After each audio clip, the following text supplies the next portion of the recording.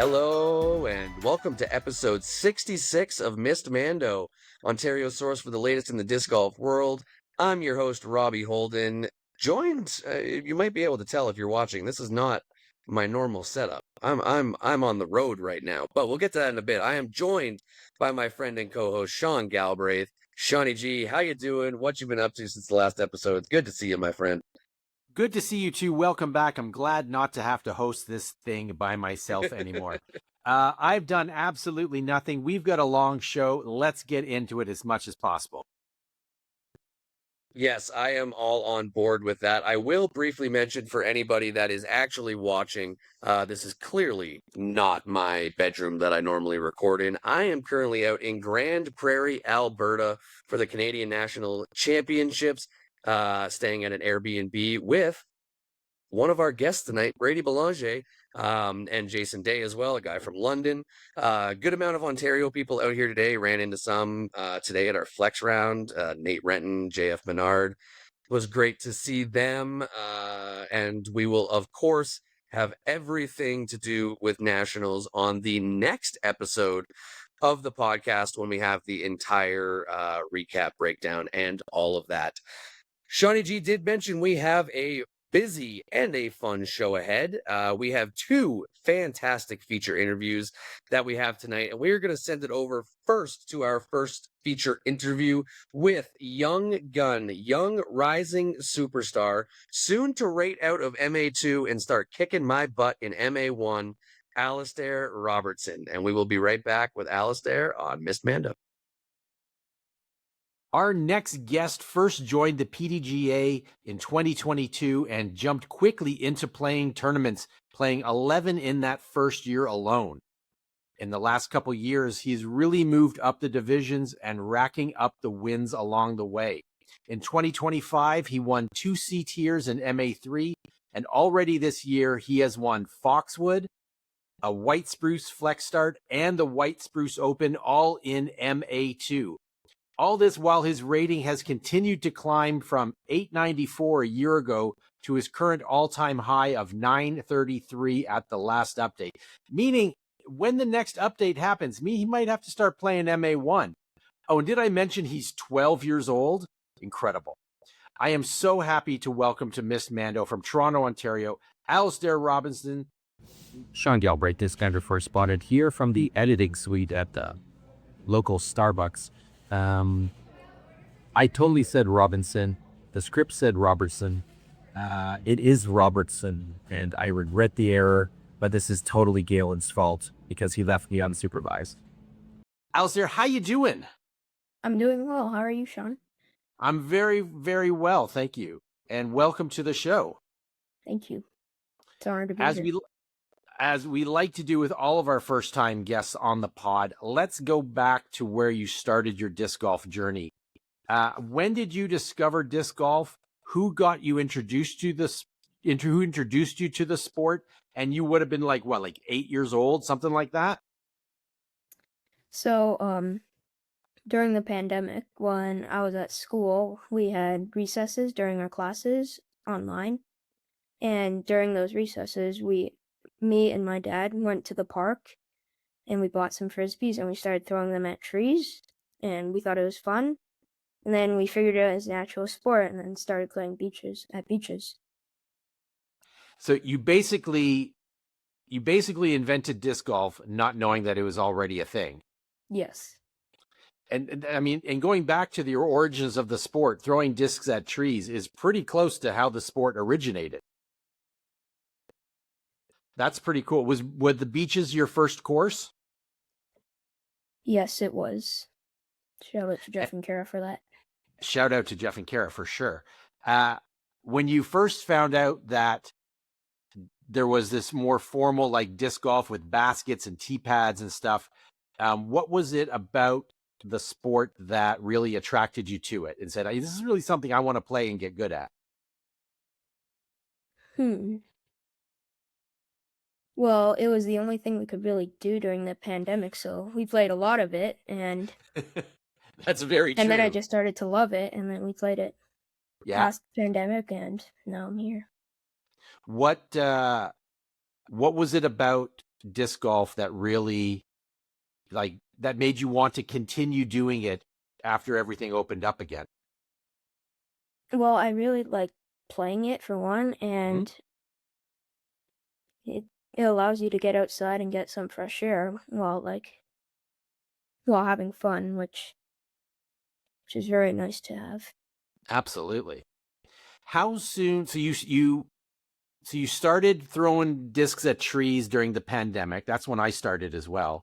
Um, uh, how soon after you started playing did you learn that there were like tournaments, and when did you think, hey, maybe I want to start playing some tournaments too? Um, I think we I think we found out that there are tournaments around pretty soon when we were playing disc golf, but we didn't decide to play a tournament for like eight months. Mm-hmm. Just wanted to play casual for fun, and then I played my first tournament it was a Nico's Drive in Peterborough, and I lost by one stroke to Nico Ford. So But clearly the competition bug, you were bit by the competition bug because you played a yes, lot of tournaments that year and you yes, I won some. was. You did great. Prior to disc golf, were you playing any other sports, or Um, is this one of the first that you really, the one you really first took to? I was I really liked playing tennis. My dad had a membership at Mm-hmm. a court, and we used to play there like 3 times a week, and took tennis lessons, and so pretty good tennis player before I started playing disc golf. But the tennis courts got shut down as well during the pandemic, so couldn't continue, Certainly did. Do unfortunately. you think that there was any um like tennis, you've got, obviously you got the forehand, you got the backhand. To some extent, I think that could translate into the disc golf throws. Do you find that helped? It probably did, yeah, certainly. I felt like I threw further, like with the help of tennis, like Yeah, I mean, you can throw really far. I think people have seen probably online. If not, we'll drop a link to yes, your second throw at Autonomy, where you had the 370-foot throw in. yes, everybody's That basically was seen that. that is that shot blows my mind. Just absolutely incredible. So when you start out playing some tournaments, you obviously you started in the junior divisions. When did you think maybe it's time for me to start moving up into like MA3? And what was your thought process behind sort of taking it to that next level? So when I was playing junior tournaments, I most of the time I was the only competitor in it, and Mhm. so I wanted to test myself, try and have some competition now, and my dad always says when you play with better players, you get better as well. And so I tried my first MA3 tournament, and I believe I won. Mm-hmm. It was in Buffalo, I believe. Yeah, in 2025, you played two MA3 events and you won both of them. Your first big win was at the Red, White, and Blue at Emory in New York. Yes. And you beat a field of 20 players and you won by 4 strokes. Um, do you remember the reaction to the people that you were playing against? Because like I've played in Buffalo before, and like there's not a lot of kids playing. And here you are, I guess an 11-year-old at that point, probably Yes. coming in and beating the pants off them. Was it just like, who is this kid? Unfortunately, I do not remember the people's reactions, but I do remember the course that we played at was a really hard course, and I think I shot under par, and I think that probably raised some eyebrows. So I imagine it would have. The Emory course, if I recall, it's like its diamond layout is like 11,000 foot. Like it is a yeah, it's monster hard. course. How did you like that course? Was that like one of the? I imagine it's probably one of the longest layouts you had played up to that point. It probably was the longest layout I played in a tournament. There are like par fours that are like 700 feet that are really downhill, and like it was fun to play those. So it's not as long as people think it is. It's a lot downhill. It's on a ski hill, I believe. Okay, I have not played it yet. I've heard it's a very good course. Yes, it's a very good course. What would you? Is there any course in Ontario that you would compare it to? Like when you say there's a lot of downhill, is it like is it as much downhill as like not the one in Uxbridge at the ski place? Kelso? Well, maybe I like think I- yeah. I think I'd it more like compare it to- Kelso. Yeah, I think I'd probably compare it to Kelso. Okay, Yeah, there's I some know you do flat really well holes at as well. Kelso. There's some flat holes as well, and it really mixes nicely. I was thinking Trail Hub. Trail Hub, yes. Trail Hub is maybe a little too steep. Okay, so not quite that much. Yeah. Okay, cool. And so it was ski hill. So was it fairly open?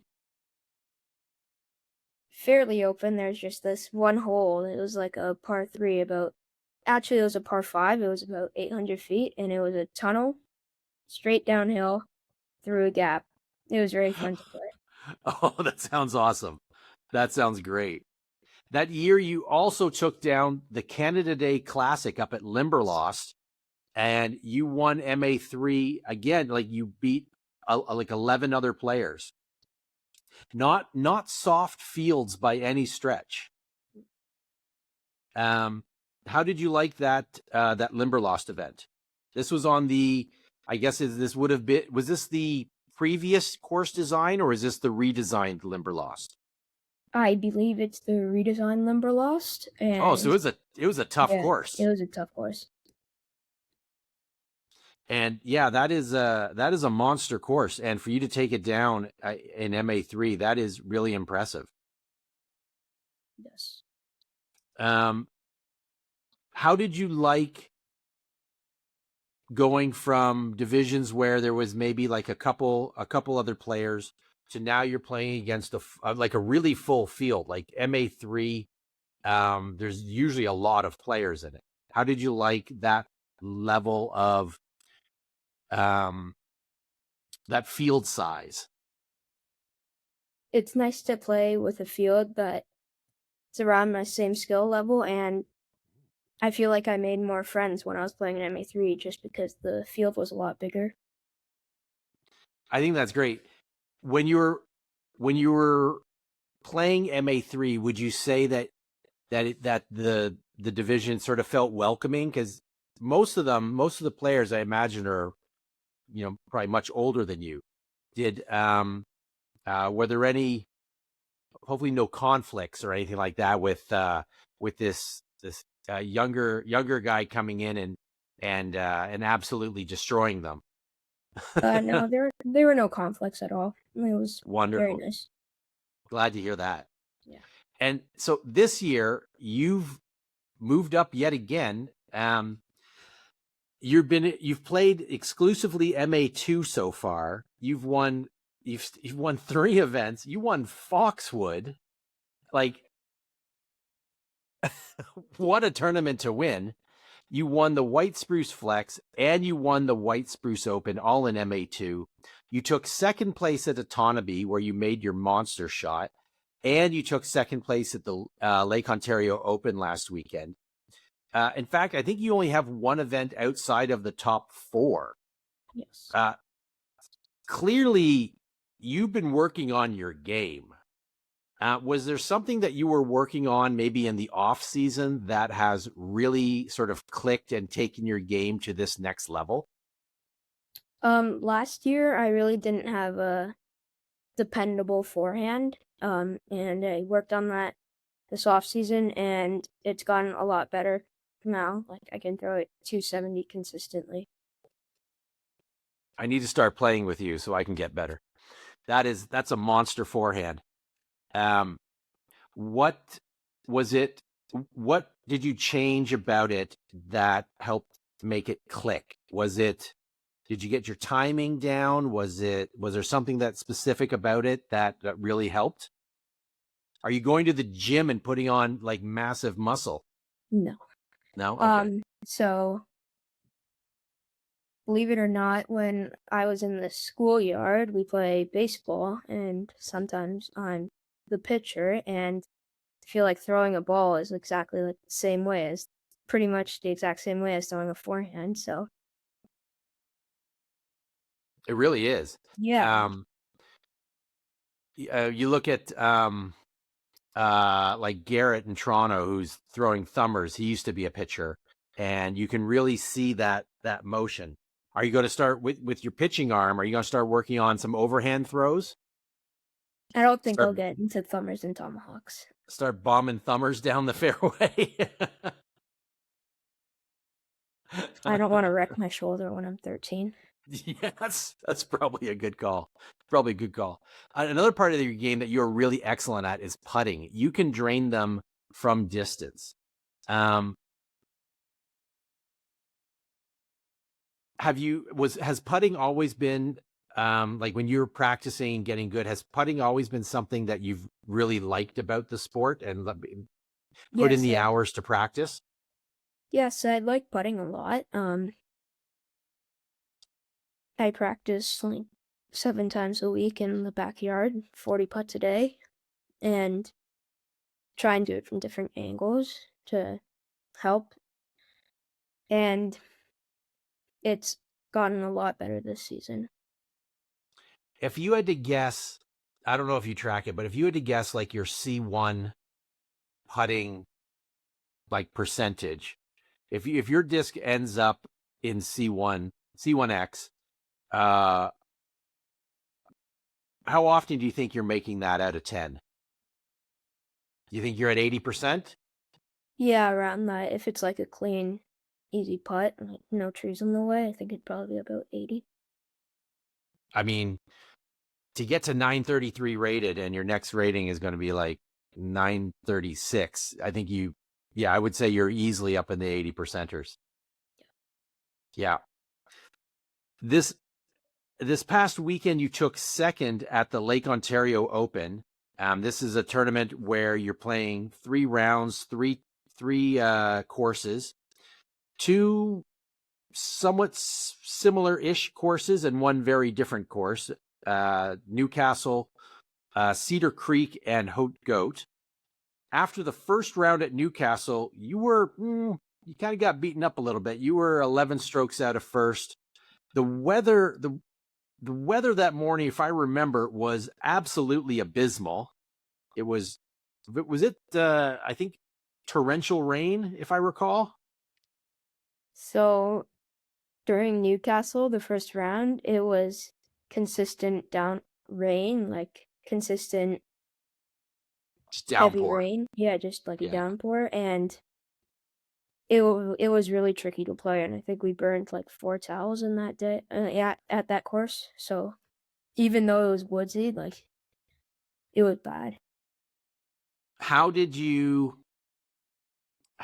find it affecting your game? I feel like the disc kept slipping out of my hand. It was really hard to control it. No doubt.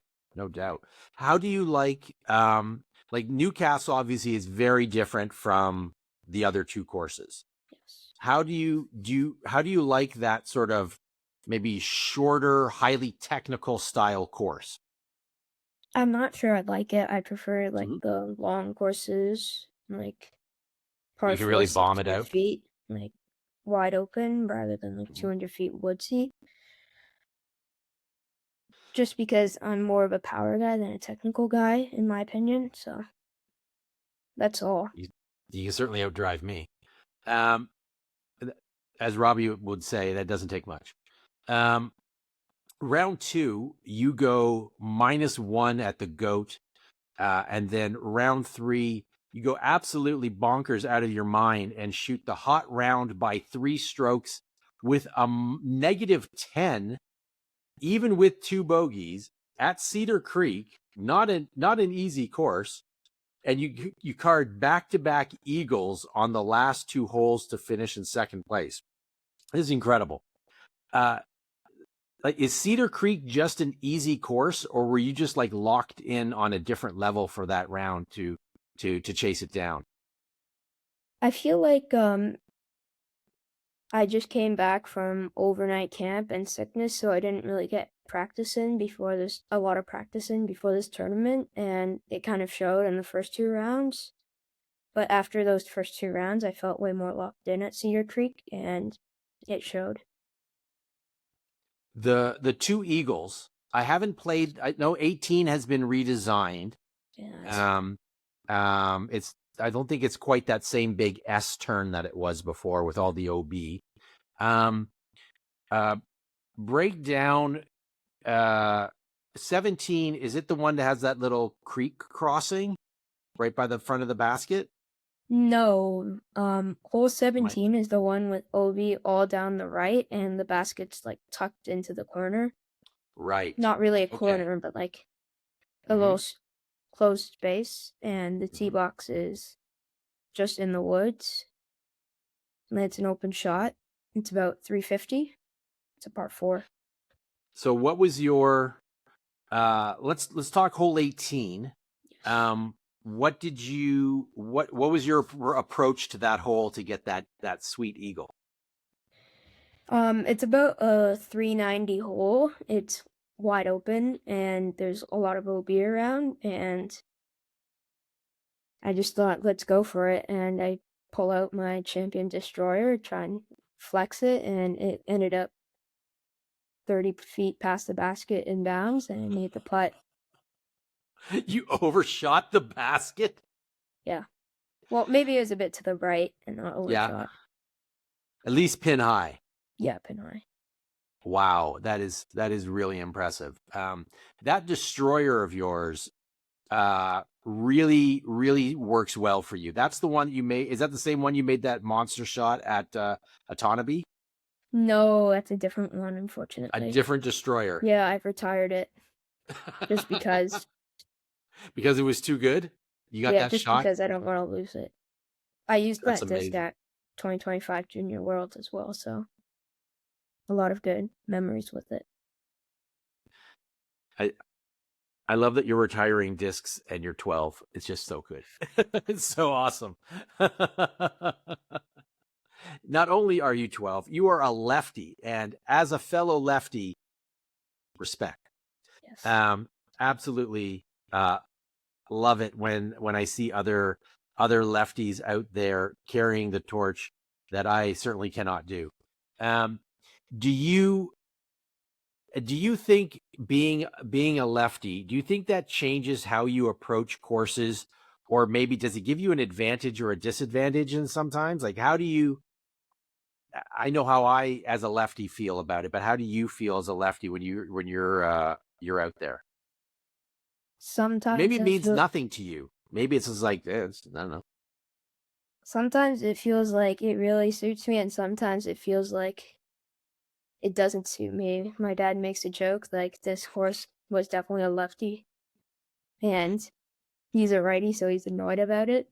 And then I say, this course was definitely designed by a righty, and then I get annoyed by it. I think Um, being a lefty with a 270-foot forehand, though, that's going to yes, help a lot. it helps for sure. Another thing with lefties is that we see buns that righties don't. We Yeah. definitely do. We definitely do. Speaking of seeing lines, what is your favorite shot shape to throw?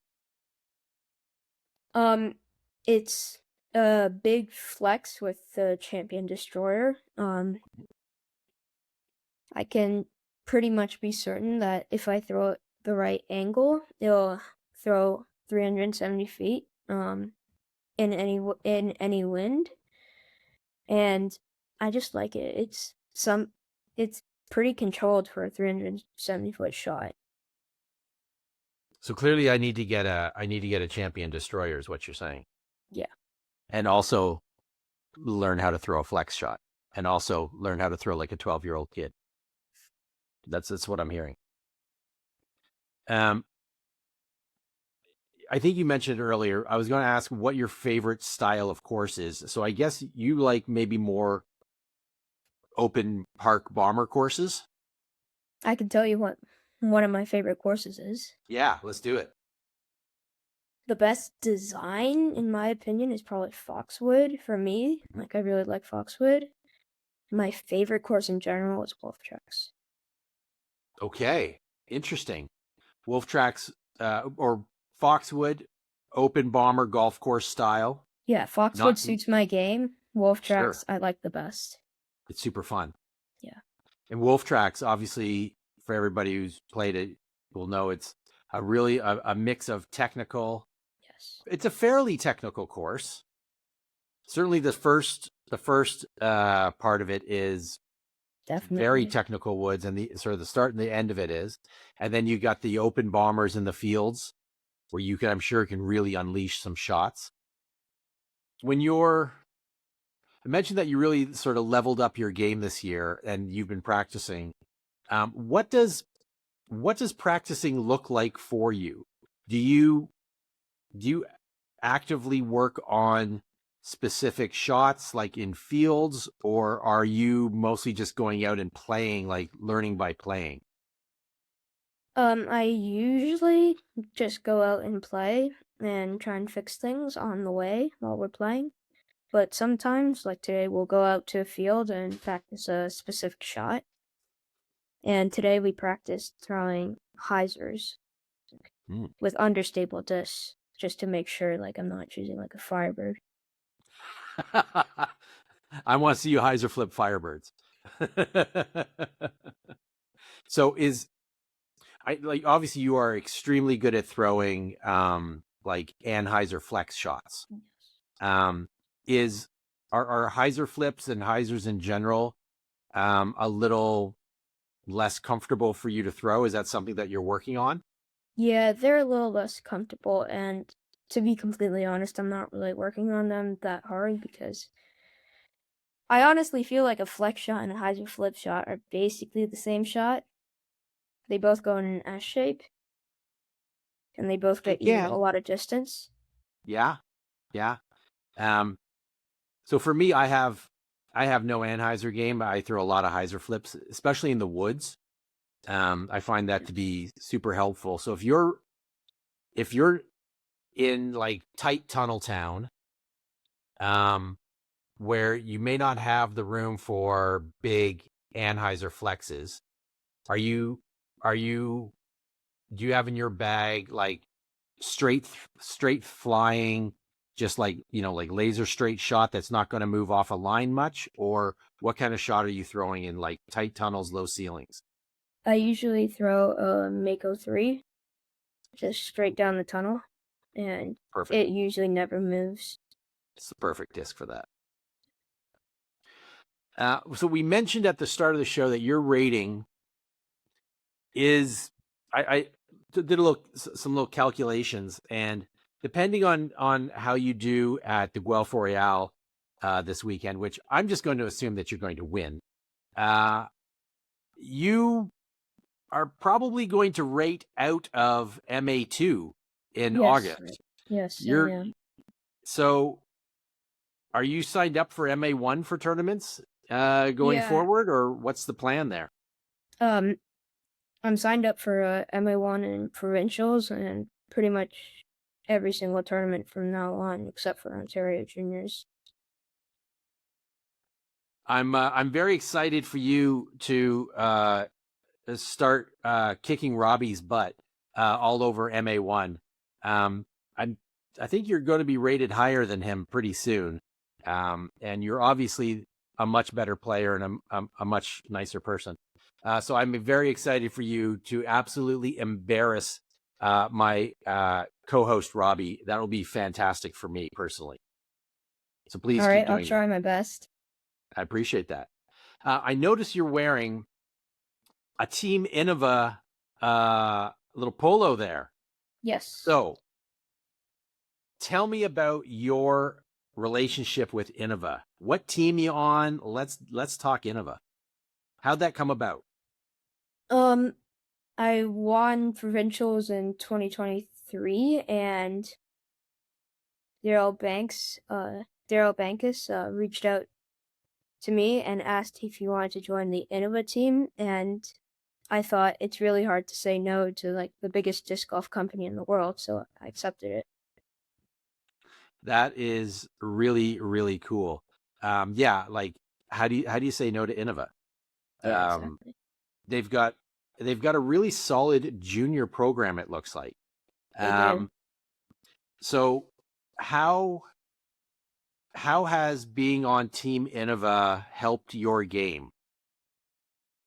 I feel like there's a disc in Innova that suits every single shot there is in disc golf. Like, so I don't have to shape shots. I can just pick the disc and it'll shape it for me. That's fantastic. Yeah, having them making like 8,000 different discs really, really helps. It does. When, let's say, excluding, of course, your destroyers, let's do a little bit of a little mini in the bag. What are your top, let's say, top 3 most important discs in your bag that you would like jump into a lake to salvage? And then what plastics do you like the best? Well, first of all, the Mako 3. I really like the Halo plastic, and it flies super straight. Really dependable. The second disc is a Eagle in the Duo plastic. It's a combination of Champion and Star. It's a really straight flyer, and then it'll hyzer out at the end. Perfect for windy conditions. That's a new plastic. Were you throwing Eagles before the Duo came out, or is this a new addition to the No, bag? I wasn't. It's new. It's new to Cool. my bag, yes. Have you tried the Eagle L, the Sophia? No, my dad has one, though. I Give really it a want to try try. it. Yeah, I It's want to really try it. it's like a straighter flying eagle. Yeah. And what's your third most important disc? The AVRX3, it's a putter that will dependently hyzer out, even in the most windiest conditions. Like straight fly and then hyzer right to the basket. It's very nice. What plastic do you like that one in? Ooh, Halo for sure. Yeah, I didn't it know they really made helps a with the Halo. hyzer. It has that Halo has that little extra overstability at the end. Yes, exactly. Yeah, that's why I like it. And do you find on the Mako 3 that it has that little bit finish, or on the Mako 3 is just still a Mako 3 and it's just going laser straight? I still think it's a Mako 3 that goes laser straight. It That's really cool. doesn't move unless you like turn it over or hyzer it. What's your putter pick? Ooh, a Firefly, DX Firefly. DX Firefly. Yes. Interesting. What do you like about the DX Firefly? I really like the bead. That's basic. I really like the bead on it. It's very Interesting. nice.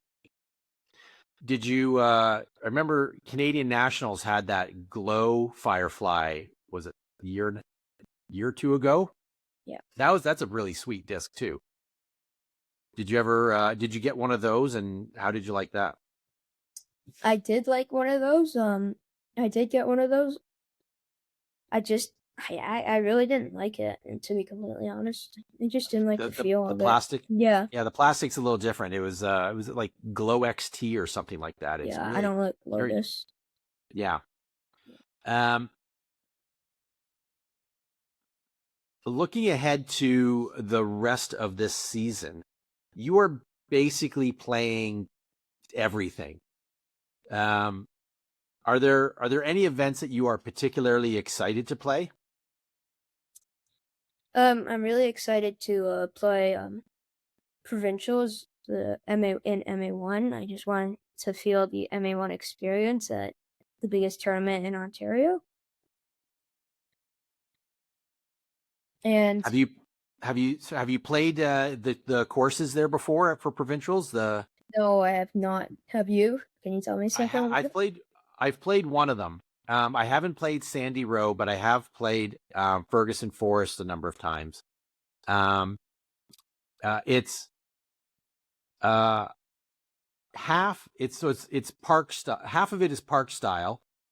Back and forth, kind of across a field with OB left and right, and then half of it is woods golf, shaping shots in trees with no OB, but like some punishing landing zones. Sandy Row, I would imagine you'll probably like because it's a golf course. Oh, perfect. So I imagine you'll be launching bombs and flexing things down fairways all over the place. But I haven't played it yet. Other than provincials, what are there events or courses that you haven't played that you have a tournament coming up and you're interested in really seeing how that course plays out? Not especially. Okay. Yeah. Are you looking forward to playing some longer layouts at courses that you're familiar with? Yes and no. Like I want to feel the experience of playing it, but I don't want to play it. So like I've got an in between. I totally know what you mean.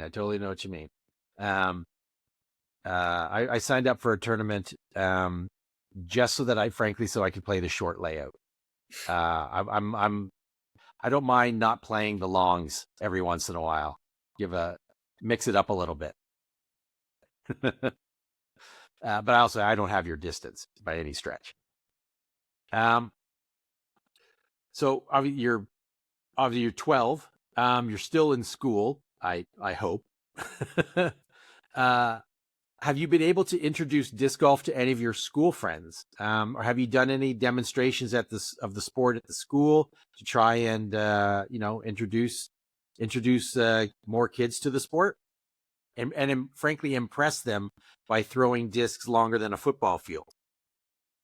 Unfortunately, not yet. However, one kid in my class does also play disc golf, but he's not as competitive as me. Mm-hmm. He plays at Centennial Park. Oh, okay. So it's wrecked now. So what's left of Centennial Park? Yeah, exactly. Well, hey, maybe gym class. Maybe there's an opportunity to put on a demonstration. Bring a basket in, and show. Make your own little mini UPlay. Certainly, let's hope so. We're gonna wrap this up shortly. What would you say your long-term goals are in the sport, if any? Do you want to go pro eventually? Do you want to maybe dabble in the pro tour at some point? Who knows? What do you think?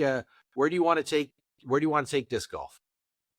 I'd love to go to the pro tour. That'd be a dream come true to me, but I feel like it's gonna need a lot of practice to get there, and hopefully I can do it, and we'll find out. Have you talked to any of the other Ontario pros who have been on tour or are on tour about sort of tour life and what it might take to get there? Not yet. No, fortunately not. I wish I could, Thomas Gilbert. I'm sure you could send him a message. I'm sure he'd be happy to chat with you about it. And Rebecca as well. Yes, Rebecca Dawn, of course. I have talked to Rebecca Dawn before, but not about that. Cool. Well, I think you do have, should that be something you want to pursue, I think you do have some good resources here in Ontario and of course, being on Team Innova, you've got some amazing resources just through your association with them. Certainly. Did you see the guy who won MJ15 in Junior Worlds this year? No.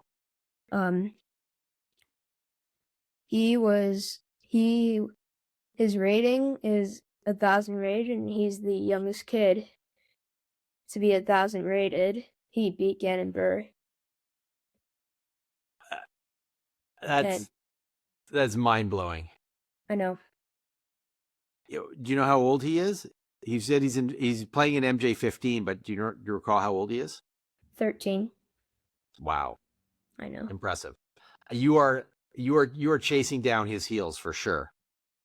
And I have no doubt that you are going to get to 1,000 rated in no time. Let's hope. Yeah. But before we let you go, we'd like to hit you with the lightning round questions that we ask all of our new guests. Quick answers, whatever comes to your mind first. Are you ready? Yep. It's a high pressure. These are difficult questions. You already answered this first one. I'm going to ask you it again. What is your favorite course? Wolf tracks.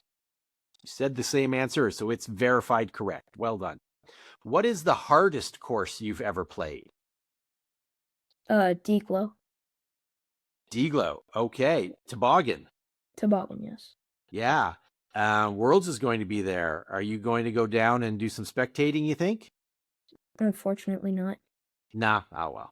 I'm on staff for Worlds this year, so I'll be there. Nice. It'll be pretty interesting to see. One sport to play or watch other than disc golf. What are you choosing? Basketball. Basketball. Okay. Nice. What song makes you instantly turn up the volume to max and maybe sing along a little? Another One Bites the Dust. Oh, yes. You start singing that on the last tee pad of 18 and just rub it in your face as you're beating your competitors by multiple strokes. No? Okay. No, I'm not a music guy on the course. Neither am I, actually. No. Feels kind of weird to have like stuff in your ears and stuff. I don't know. You're on a road trip. You're going to a tournament. You're getting a little hungry. You see a sign in the distance. What is your favorite place to stop for food on a road trip? Burger King. Burger King, solid pick. You going Whopper? Yes. Excellent choice. What movie never gets old, no matter how many times you watch it? For me, Harry Potter. Which one? Which episode? The 5th one, The Order of the Phoenix. Oh, interesting choice. And then lastly, the most important question. If you could have any superpower, what would it be? Invisibility. Oh, very good choice. That's it for our lightning round questions. But before we let you go, want to give the floor to you. Any shout outs you'd like to give, any final comments, over to you. I'd like to shout out my mom and dad for everything they've done to help me thrive, driving me, staying at hotels, helping me with my form. I'd like to shout out to Team Innova for signing me, and I'd like to shout out to Jeff and Kara, everyone who's designed courses,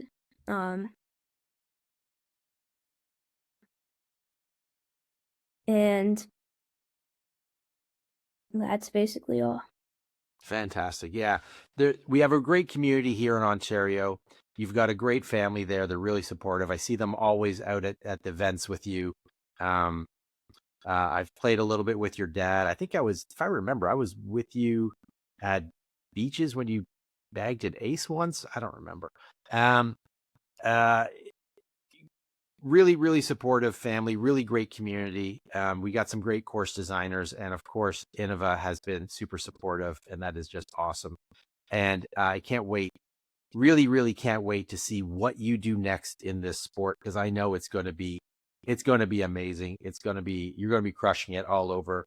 And I'm just personally glad that I am so much older than you so that I do not have to lose against you. because I know I would.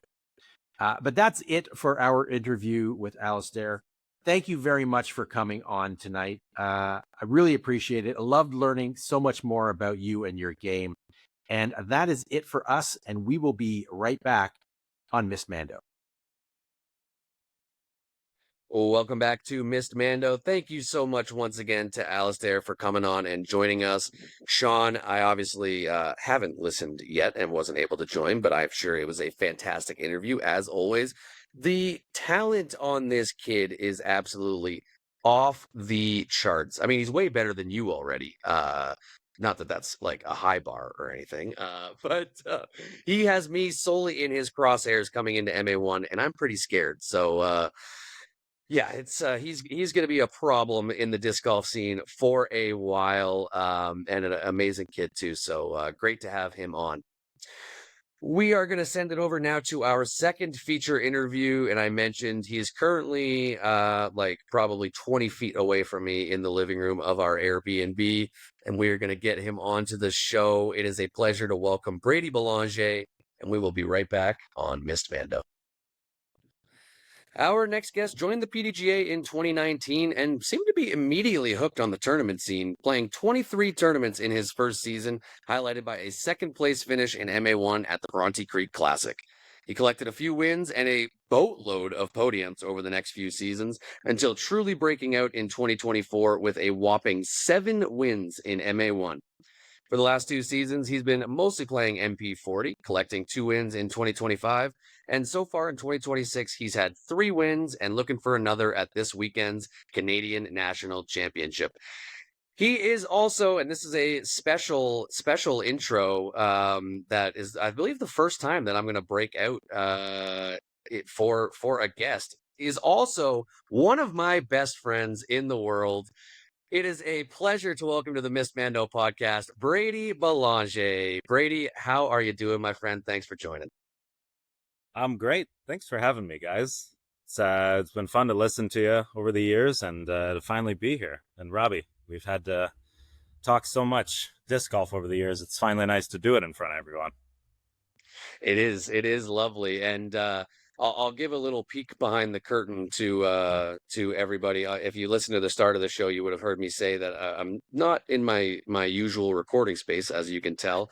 And Brady is Right over currently there. about 50 feet away from me, just in the backyard of our Airbnb while we are out at Canadian Nationals. So just a little peek behind the curtain of what we've got going on. But Brady, we are going to jump into things, and let's take things back to the start of your disc golf journey. I mentioned in the intro that you've been a PDGA member since 2019. Was that when you found the sport as well, or had you been playing for a while at that point? Who or what got you originally introduced to the sport? Oh man, I played Ultimate for a long time, my 25 to 35, and after my university basketball career was done, I needed something else to scratch that competitive itch. So it was Ultimate for a number of years. And my good friend Caleb Frisbee, I love that last name so much, and it's so appropriate. But he was the one that got me into it. We always used to laugh at the frolfers and think, oh, that's silly. They're throwing an ultimate disc at baskets. Like, no, let's go out and run, jump, catch something, like run around and be crazy. But he took me out to Foxwood with Josh Prine, and I forget who else was there. But that first time I threw a real disc golf disc, my mind exploded, and I was hooked immediately.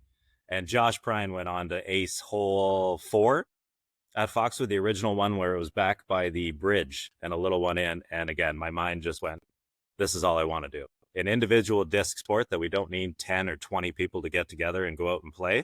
I was sold immediately. Went on to Amazon, got discs right away, and spent a lot of time at Columbia like the rest of that summer. But I was hooked. Do you remember what those first discs were that you ordered off Amazon? I bought a dragon so I could float in the water, a Mako 3, a T-Bird, and a couple other like putter, a Nova for a putter. Oh yeah, classic. And I think that's all I can remember. My Mako 3 was my most favorite disc. I remember going into Bronte the Bronte and the Beast was my first tournament, and I was sitting there with a Mako 3 trying to forehand my way around the entire course. And I'll never forget, Bochy was on my card to begin with, and he's like, I can't believe you're trying to throw around a Mako 3. But it had me hooked, and for better or for worse, I just wanted to get better with the forehand. So it's, as you all know, it's kind of stuck 6 years later. And that first tournament where you're taking on the hardest layout that Bronte has, you with a Mako 3, you came in 7th in a field of 11. Yeah. It gave me hope that, first time out, and it was 3 days before my birthday too. It was like June 20th or something like that. So it was great. Like that's all I wanted to do after that. And I think I signed up for every single tournament that you possibly could the rest of that year. And that was back when, there was no wait list for registration. It was just go on and, I could go play next weekend. All right, I'm going to do that. And then on to the next weekend. Just before the COVID explosion. That's it. That's exactly it. So, like not many people play as many tournaments in their first season as you did in 2019. So obviously, like, we know throwing the disc and seeing what it can do in the air is what got you hooked on disc golf. What was the moment that got you hooked on playing tournaments? Just the nature. The disc golf community was so welcoming, even though I looked funny flipping my forehands around only with that Mako. But everyone was so supportive, and every other competitive sport, like I grew up playing competitive golf as well, and your card mates aren't cheering for you when you have a good shot unless it's a hole-in-one. It's a very quiet, tight-lipped group. So to get out and see people encourage you, and the appeal of a shotgun start, actually, everyone getting together before the tournament and then going out playing, getting to socialize at lunch, go out, and then doing that weekend after weekend. I love that social aspect of it. So it was, that got me hooked too. And ratings. One of the crazy playing for, instead of just playing for fun, like it's nice to go out to Columbia and empty my bag on every hole, but to sit there and throw some pressure shots and actually have to excel. I have such a competitive nature to me that I have to be good at everything I do, or try to be anyway. And so that it really scratched that competitive itch after university sports, and the dream of European basketball was gone. I think you would have been a pretty good European point guard at one point. That's just my personal opinion, to be honest. But I also want to point out too, for anybody that doesn't realize this, your first season, you didn't start playing a tournament until June 1st. June 1st and June 1st to June 2nd was Bronte and the Beast. And then from that tournament. Okay. Sorry. Yeah. So from that weekend on, you played 23 tournaments the rest of the season, from the start of June to the end of the year. 23 tournaments. Absolutely insane. So purely just hooked. 2019 was also when you played in your first Canadian Nationals, finishing in 4th place, but having the final round canceled due to a hurricane. What do you remember about that crazy tournament? That was so much fun. That myself, Hunter Trenier, and Brandon Kehoe went out, and those guys are like, they could have been my children traveling with me at that point. But we had a blast. We went out. We were in the cheapest motel you could imagine at PEI, and the hurricane hit. And I was sitting in 4th place. I think the leader was a bit ahead of us, but 2nd place, they were tied, and I was 1 stroke off of them. And they called the final round with the hurricane and just said, we're done. We're going to call it there. They handed out the awards, and I got a hearty handshake. And all I wanted was a trophy so bad, because I had no other trophies that year. And it was, and looking back, I didn't realize like how illustrious, Calvin Ruda's favorite word, is to get a Nationals podium finish. I feel like that's, I love you, buddy. I feel like that's a bit of an inside joke that we haven't mentioned even on this podcast. And maybe I'll try and send the clip to Sean so he can edit it in. And we'll get into it at some point during this. Brady had a win this year, and Chris Ozolins, presenting the trophy, said it was his most illustrious win. And on my video camera, after like 10 seconds, everybody's taking the photo. All you hear is Calvin Rorda in the background as everything goes quiet, going, "What does illustrious mean?" And everybody burst out laughing. It was absolutely incredible. So I'll try and remember to send that clip to Sean so he can edit it in over top of this as Pretty funny. we're talking about it. And yeah, at nationals that year, you were one stroke off the podium. Yeah.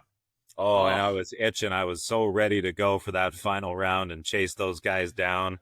And I can't remember exactly what the trophies were, but darn it, they looked good. And I didn't have one for the collection yet. And I think that was that before or after provincials that year? Because provincials was at my home course, Foxwood and Chicopee, which I hope we get back next season. That course has been missing from my life since COVID. But that first year, I drove all the way up to. Pardon? It would have been just before provincials. Just before provincials provincials? was Okay. September 28th, and nationals was September 6th. Ah, okay. But I remember because I had to drive up to Sudbury. I didn't have to. I wanted to because I wanted to get a top 3 in MA2 so I could qualify for provincials that year, which were at Foxwood and Chicopee. And I just had to get into my home courses and go try that. So that's where I got my first podium. I think that season was Sudbury to qualify, but then they mashed us all together, MA2 and MA1 together. I was so disheartened. I just wanted a title, but I think I ended up placing 10th or 11th in that tournament. So that was a good uplifting boost that I was trending in the right direction, even though I didn't have any backhand that I trusted. So at provincials, that was your MA1 debut. So your first year of disc golf, and you blast through the MA2, and you already are up in MA1. Where and you played 5 tournaments that year in MA1. You took second at the Bronte Creek Classic. Ooh. Why did you decide to jump up to MA1 instead of finishing the year in MA2? Ooh, I think part of me back then wanted to play with better, sharper players. Back here at home at my Chicopee club, I had a very young Justin Murphy, Jordan Howe, and those guys, I really wanted to chase them down, and they were consistent MA1, and I was hanging with them in leagues. So I felt like I wanted to challenge myself and be there with those guys. MA2 was a good stepping stone, and even though I didn't win anything, I was close, but I just wanted to get to that next level and see how the better players were performing week in, week out. You got your first win at a B tier, the Dead Man Discs Tour finale in 2020. Do you remember anything about that tournament and your first win? Those guys, Dave from Dead Man Discs did a great job back then. It was like the original Ontario tour. They had events all over London and I think some in KW.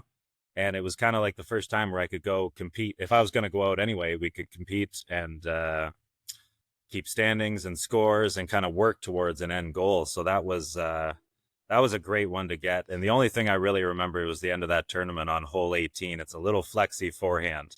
And I think I screwed up the tee shot and screwed up the up shot, but I had a 2-stroke lead, so I was able to take a simple bogey in there. But I'll never forget just the crowd of guys waiting behind the basket to congratulate me. And that was a pretty cool feeling. And you won that one by 3 strokes over White Spruce's Nate Renton. Ah, okay. So I had a bit of a buffer, but I remember it being an embarrassing end. And I didn't like bogeying on the end. But yeah, if you look up and down, it's pretty cool to look back at those 2019, 2020 stats and see some of the names that have really risen up high since then. Yeah, absolutely. White Spruce's own Nate Renton, who, just for anybody that cares, Brady and I played a practice round with today out here in Grand Prairie. So you take down your first win over Nate Renton, you smoke him during a flex round today. You know, the more things change, the more they stay the same. I'll say it for him. White Spruce. Because he's smiling somewhere. He will absolutely. Yes, absolutely. I will also, I was just trying to pull it up. It says you only took a single bogey on 18, but you had a double on 1, a double on 2, and a double on 11. So maybe you were finishing on a different hole or something, not sure, but at least on hole 18, it says you took a single bogey in round 2 for that dead man discs. Yeah, because I flexed it over too much, fluffed the upshot, and then missed the putt. And it was like, how do I go out on a bogey and I still win? It felt, and the scores, like the final scores on that, I'm pretty sure were, I was the best of the worst that day. I don't know if it was quite, going out and winning it. I was plus 17, 18, or 19 or something like that. Plus 17. Yeah. But that was my first experience with the River's Edge and the par 8 that it should be back then. That hole along the river just ate everyone up, and I was 1,000-footer. Survived the best. A 1,002-foot par, sorry, 1,102-foot par 5, and you actually took a 7 on it, which all Still things to this day considered is my best score. I believe it. I believe it. That hole is a absolute juggernaut. Absolute juggernaut. But speaking of absolute juggernauts, king of segues, I am right here. 2024 was your best season to date, racking up 7 wins and adding another 5 podium finishes. Did anything particular change or improve in your game that led to so much success? And why was it the fact that you played more with Robbie Holden that season? Oh, that was my swan song MA1 year. Calvin Roberto always makes fun of me and called me a sandbagger, but I never felt like I was good enough to be a top level MA1 guy. But it was nice to go out and finally finish tournaments. I would always, have a great round, kind of fall off the second round and fall out of there. But in 2024, it all seemed to come together, and like as good as you play, you need some good luck now and again, and it just consistency too. But I did have a couple of darker years, 2022, 2023. I did get fairly sick and some pretty hard to swallow news. So it was from the conditioning side, from a mental side, it took a couple of years to kind of get back into the things, get better, stronger, healthier again. And that year was kind of the first one that I felt myself again, and as strong as a skinny guy can feel. But that was a good send off year to kind of graduate up, and then it was MP40 next year.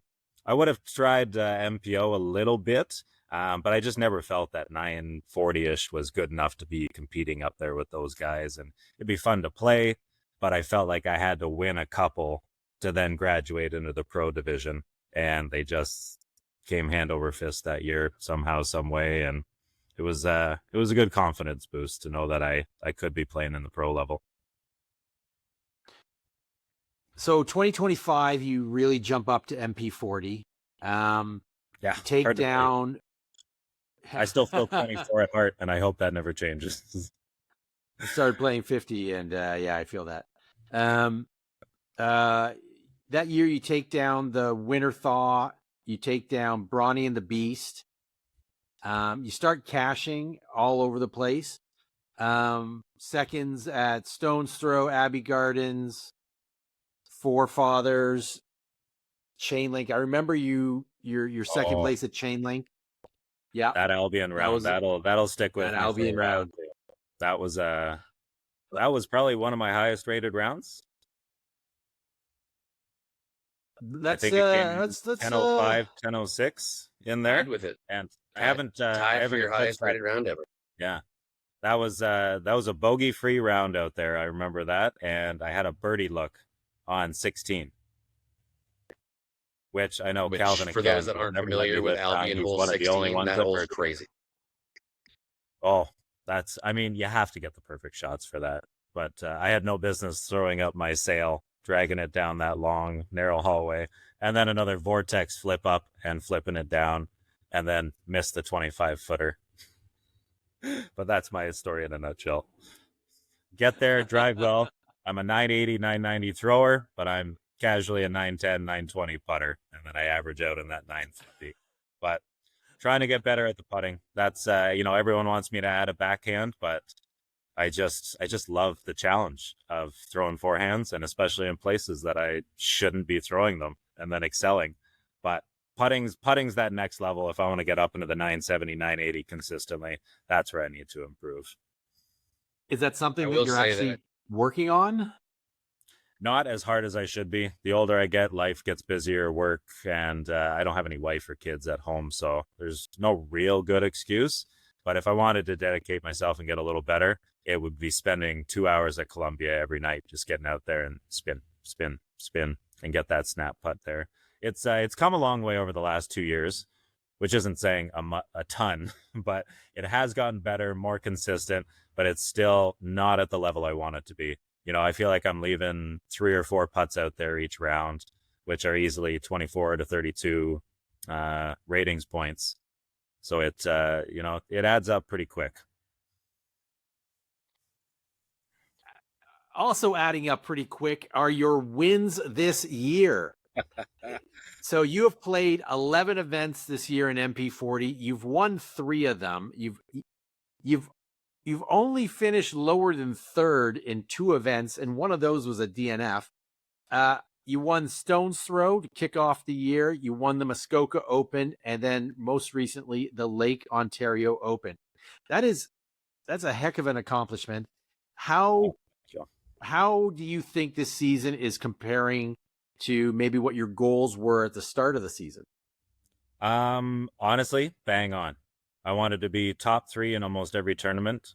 I know that's a challenge, and the conditions sometimes don't allow that. It's tough when it's raining for my forehand. I'm not always perfect, but I wanted to be top 3. It's pretty consistent fields. It's the same 12 to 15 of us almost every tournament, so I know everyone well, and there was 2 more chances for wins there, which Daryl and I lost to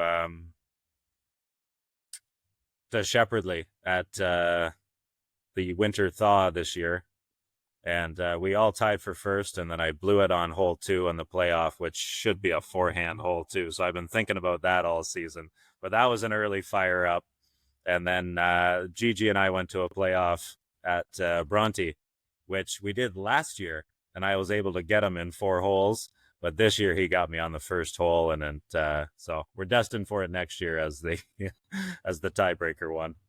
But it's been a good year. I've been throwing well. I feel good, and as I said, the putting's coming along better, and it's just being more consistent, taking smarter risks and challenges instead of trying to always have the hero shot, which is something I'm guilty of. Not a great tee shot, and then I'm trying to throw an amazing shot to make up for it and do something. But playing with the MP40 guys has taught me a little bit that you kind of have to take your big cup of medicine sometimes and just accept that you're not going to get the birdie as hard as you try. And, it ends up really helping your score at the end of the day, and, not turning single bogeys into doubles or triples, which I think I've done pretty well this year.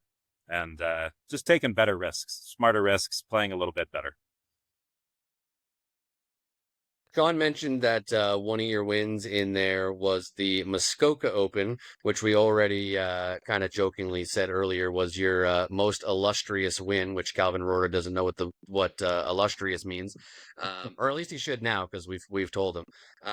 But that was also a big win because you did take down one of Canada's highest rated players. I think actually right now he's Canada's 2nd highest rated player in Chris O'Zollins, somebody that I believe is the exact same age as you. So you both went to MP40 at the same time. Both born in 85. Is 85 babies. I think 95 babies are a little better, but that's my personal 75 checking in. Oh, I love it. Oh, no way. Are we all exactly 10 years apart? That is awesome. Wild.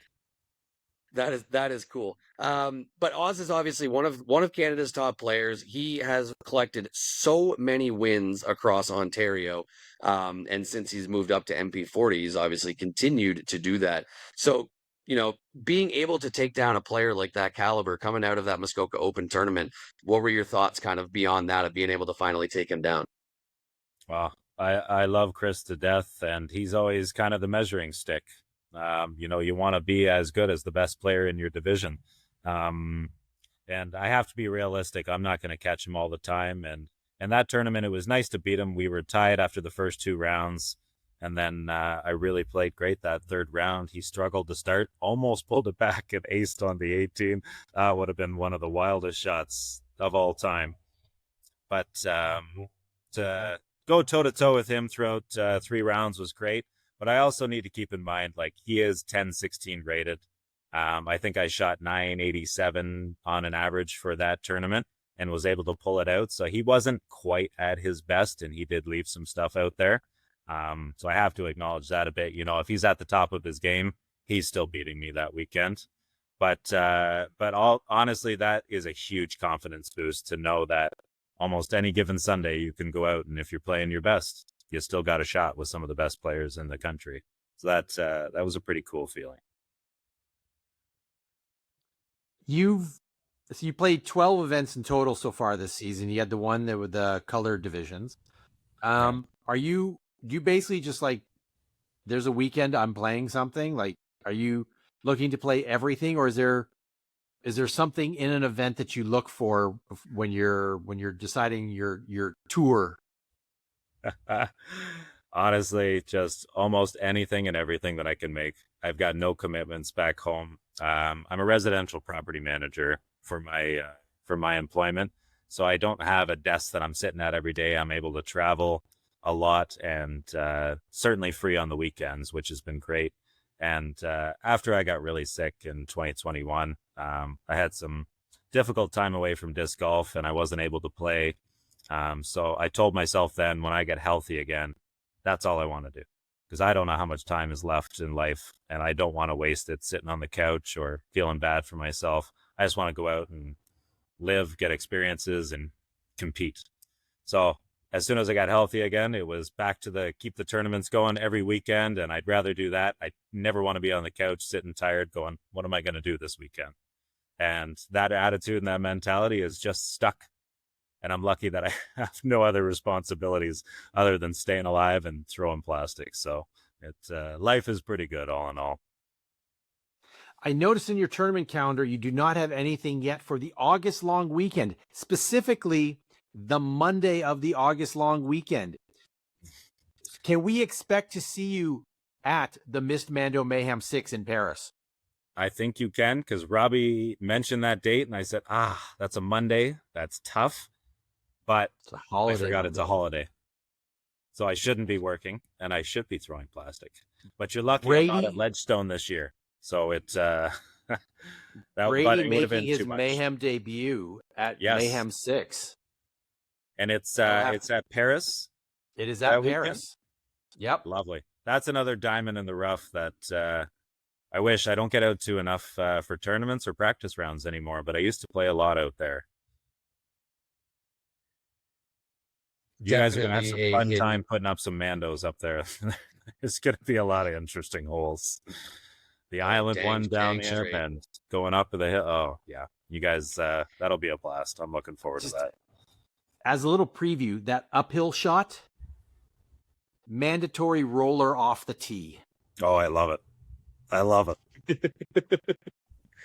The mandatory uphill roller. And Sean takes absolute glee in setting up these course layouts that we use for these events. Oh.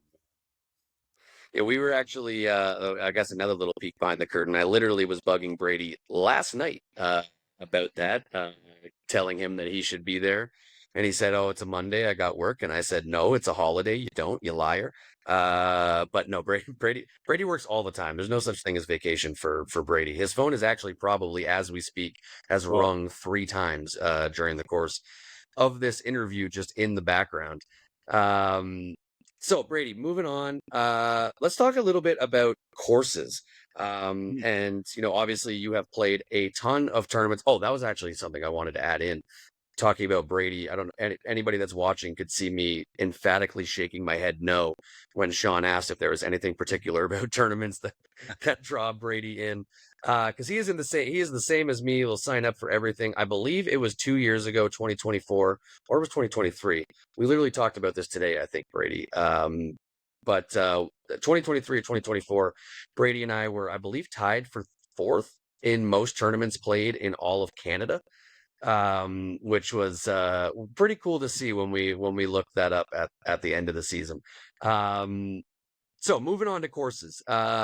Which of the course styles, like course styles, do you like better? In general, like what is your favorite style of course to play? I know you've mentioned playing at courses like Foxwood. That's local to you. Big open ball golf. You played the Muskoka Open and took down a win this year. Heavily wooded courses. Where do you find yourself kind of, I guess, A, finding the course suiting your game better, and B, where do you find the most enjoyment? Ooh, heavily wooded courses. I love hitting my lines, whether it's with a sharp forehand, a gentle flip up, or any of the crazy turnovers that you guys see me sometimes excel at. But like, for example, Northwood Black is my absolute favorite course in the world. I would drive 8 hours just to play that a couple times over the weekend and drive back. It's that good. Golf course style golf is great. I love to get out and rip, but in come tournament time, until I've been in the MP40 division, playing in those MA1 guys that can throw 400 or 500 consistently, it's from the competition perspective, it's tough to keep up with those guys. So I really like the accuracy part. So playing wooded golf has always kind of been my cup of tea, and I definitely feel stronger in heavily wooded courses, and with my length and gangliness, the scramble game is another strong part of me, and the ultimate background. Like I can throw hammers around, so I love. If I'm not playing well in the forest, I always feel like I'm one of the best scramblers that can get out of that. So even if I'm not at the top of my game, I can still generally hang with everyone and be the best of the worst sometimes on some of those hard courses. But throwing shots through the trees, just beautiful flip ups and shapes. I love that a lot. And the course that we played today out here at Co-op, that is like everything about that just screams my name. I am so excited for this weekend. And again, it'll be tough to chase down Oz, but I'd love to be on that lead card after the round on Friday. And I'm pretty hopeful. So you're currently out at Canadian Nationals in Grand Prairie. So you mentioned one of the courses. What is the course that you played? And tell us about it for the people who are, unfortunately, like me, not there. Well, we are up in the middle of nowhere. Robbie and I flew into Edmonton, drove 5 hours northwest up into Grand Prairie here. And it was funny, actually. Even going up here, I thought, oh, we're going to be northwest of Edmonton. I'm even more north than we were for Canadian Nationals 2 years ago when it was out in Clearwater. I was like, oh, we're going to be up in the mountains playing again. And somebody said, you're going to a place called Prairie. It's the Grand Prairies. There's not going to be many hills, so don't get excited. It's flat down. But honestly, today was there was quite a bit of hills. It's a challenging course. It's if anybody watches the video flybys, you should throw those in there too. Links to those. It's the course maps, and please God, course directors or course designers, please, for the love of God, get course maps or like whole maps that actually dictate what the trees are. The courses we're playing today would have like 1 or 2 trees in the fairway, and there must have been 40 or 50. Like one would represent 40 in a line that you'd have to throw around. But it's another tight wooded course that I think really plays to my strengths. There's a ton of fun shots. 18 is a 568 foot downhill par 3. That's OB, almost all the left side, a little hazard on the right. There's some really challenging shots in there, and it's not one where you're just in there throwing your heart out. It's a good course design in that you're playing to a lot of landing zones that are 40, 50 feet wide. There are a couple of shorties in there that are 400 foot par 4s that are going to be must gets. There's 2 or 3 par 3s that are under 200 feet that feel like must gets. So if you can get a couple of those and be sitting 3, 4, or 5 down and par some of the harder ones, I think you'll come out with an easy 1,000 rated round out here. But they've put a lot of work in. The course looks great, and it's going to eat some people up. There's one par 5 that is hole 6, I think, and it's a long, almost direct turning left hole, and then it pushes probably at least another 450 deep, tight woods, and the scramble on that hole is going to be very difficult. But I'll tell you, Garrett Morgan, I think, on prediction of the week, is going to have a great round out there. He is just going to throw over everything, and he's going to have some spectacular eagles, but maybe lose a couple of discs along the way. And we saw a real live lynx today out on the course. We got a message email halfway through that said there's a bear and potentially a cougar out there. And so we tiptoed around for a few holes, and then we spotted the lynx with the long furry ears at the end, crawling around hole 15.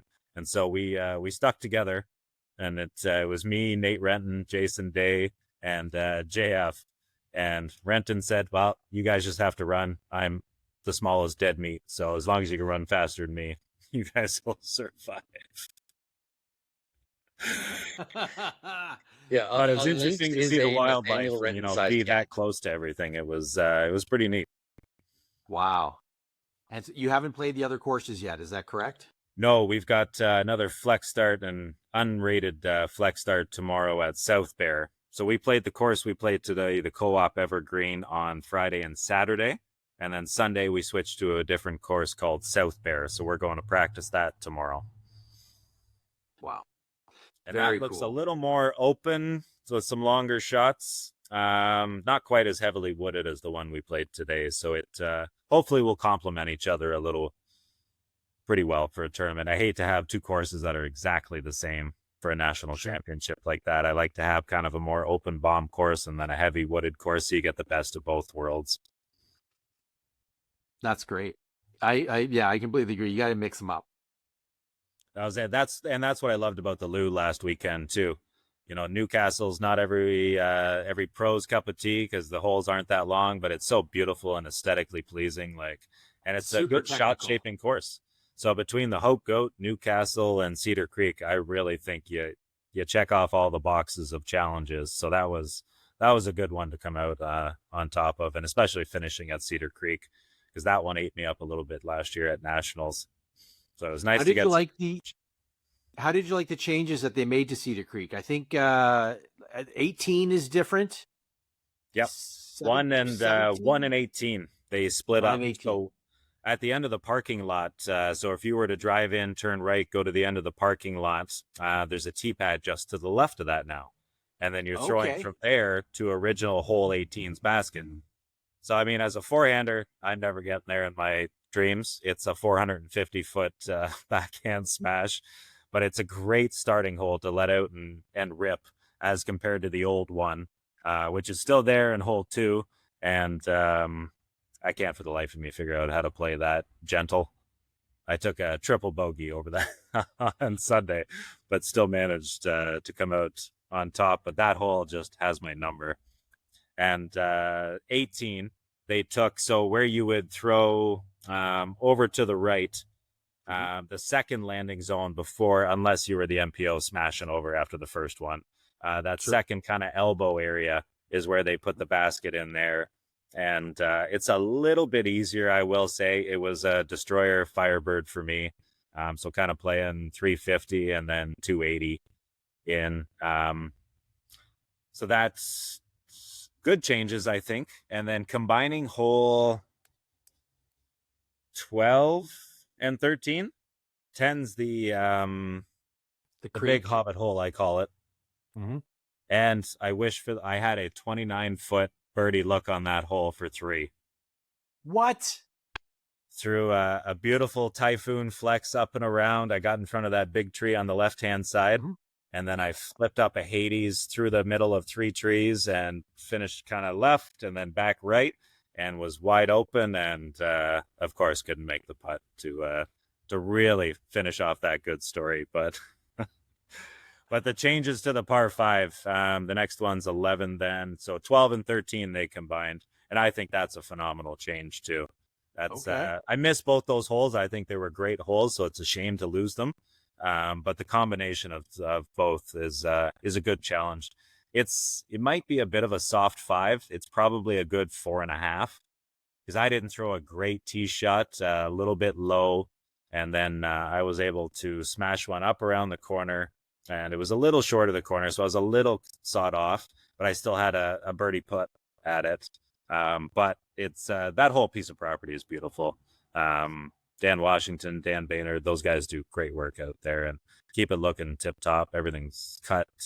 Yeah, no, just really great course. I enjoy going out there. I'm looking forward to that at the end of August too for the Cedar Creek Challenge.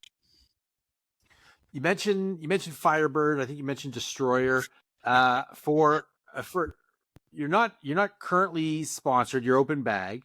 For those not as familiar as with your bag as Robbie is, what are the discs that you rely on the most? You know, your forehand, power, exclusively thrower. Like what are you using?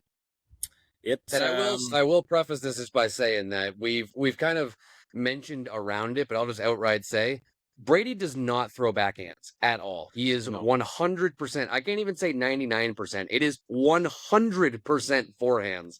I guess maybe not if you like include the occasional hammer or something scrambly over your head, but there's never a backhand coming out. So everything is about the same. Remember, keep that in your head. You're not wrong. I think there's probably 4 rated backhands and they're maybe high 700s. So it only comes out in emergency situations. But we'll get to the Firebirds. That'll probably be the next question after. But in my bag, my upshots are kind of a staple. I have a Berg, an old 2019 Ricky Pig, and a Slammer. So those are kind of my 3 options, you know, straight, a little gentle fade, and then a heavy fade. I rely on those 3 a lot. And then I've got a P2 that a Rainmaker P2 that I hammer a lot and just kind of have that gentle glide in and smooth if I need to kind of run it a little bit sometimes. And then for mid-ranges, I don't actually bag a whole lot of mid-ranges. I have a Watermelon Pyro and a Hex, and I've started throwing the tempo a little bit, and I love it, but I'm not using it as much in tournaments yet. And then for my backhand discs, I have Katrina Allen Vortexes. I have 2 of those in the bag, 2 Essences, and my Ricky Explorer. Those are kind of like my 7 and 8 speeds. And then for Firebirds, I have an old beat up 2016 Sexton that'll be in the bag forever. I've got a Discmania Glow FD3, the European Open one, and newly added in the last 2 seasons was a Captain's Raptor, and that thing is just an absolute meat hook. I cannot throw it with anything other than absolutely have to going around the corner and knowing that I'm never going to turn it over. So it's a very good situational disc for me. And then into the distance drivers, I have 2 Brinster Destroyers that are kind of my babies. Firebird collector, but I'm also a big Brinster Destroyer collector. And I've got 45 or 50 sitting at home in bags. Zach Joliffe was my original addiction for that. He was another Kitchener local, and he used to fling that around, and it just blew my mind. So I had to have the same things that the best players were throwing. And Steve Brinster has, we've been able to communicate a little bit, chat over Messenger, and he sent me some special ones from his collection. So it's those will forever be staples in my bag. And for the last 2 years, I've been throwing around Katrina Allen Typhoons, which I have fallen in love with. It's there's a proto version, and the new plastic this year is just really feels good in the hands. I know everyone says that sometimes, but I don't know what it is about those discs, but they just feel like good forehand discs. There's a lot of discs I pick up, and I know I can go, this feels like a backhand disc, or no, this is good board flat. I love this as a forehand. So the Typhoons, and then I have a Hades, that's 6 claw Hades, that's kind of beat in a little bit, that doesn't flip up as much. It's a pretty stable Hades version. And then I have 2 Katrina Allen Sails as my really distance backhand flip ups, and I love both of those discs. Any of those flip ups, I love stepping up to a clear backhand hole and people look at you and go, what are you going to do here?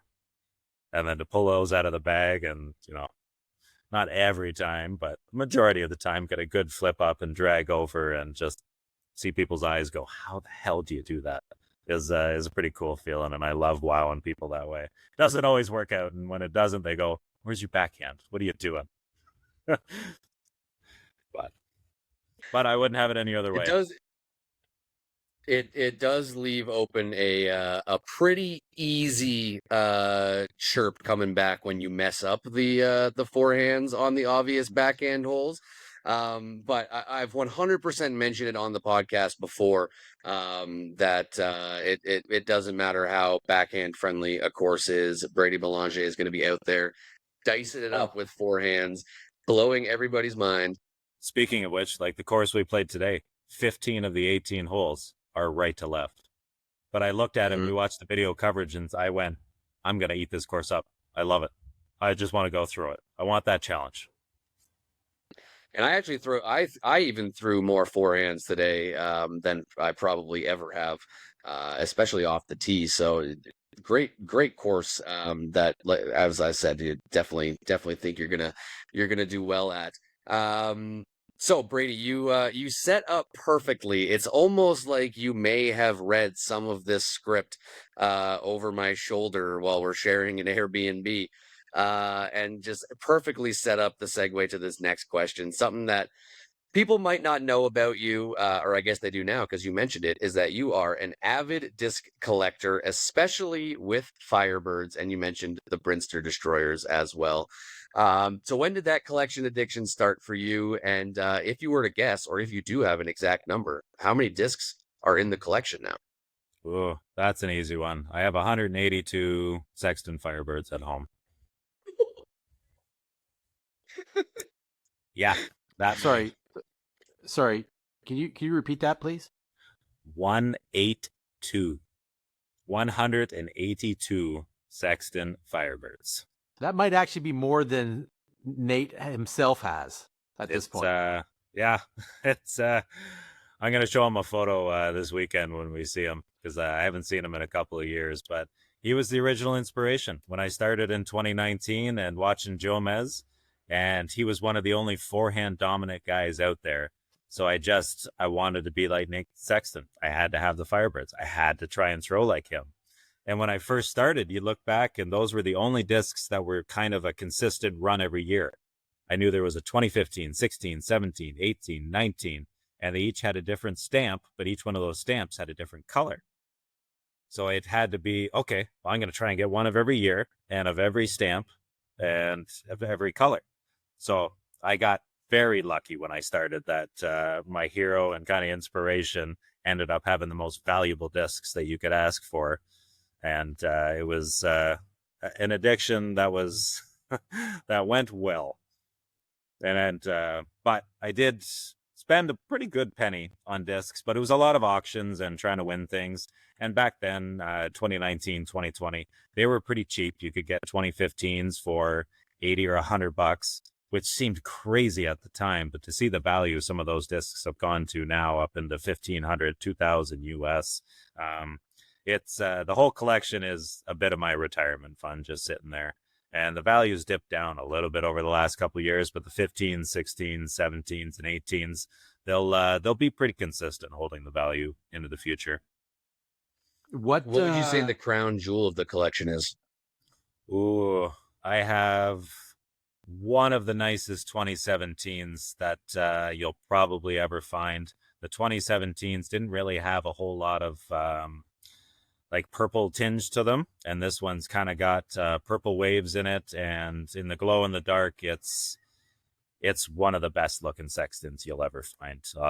I'll have to text you a photo of it so you got a copy of it. And then I have an albino 2016. That's an all white one. That's pretty unique. And then a smattering of other 2016 and 2017s. Plus, every year of the LVC collections, I've been able to go down to Las Vegas and play in the challenge for 4 years now.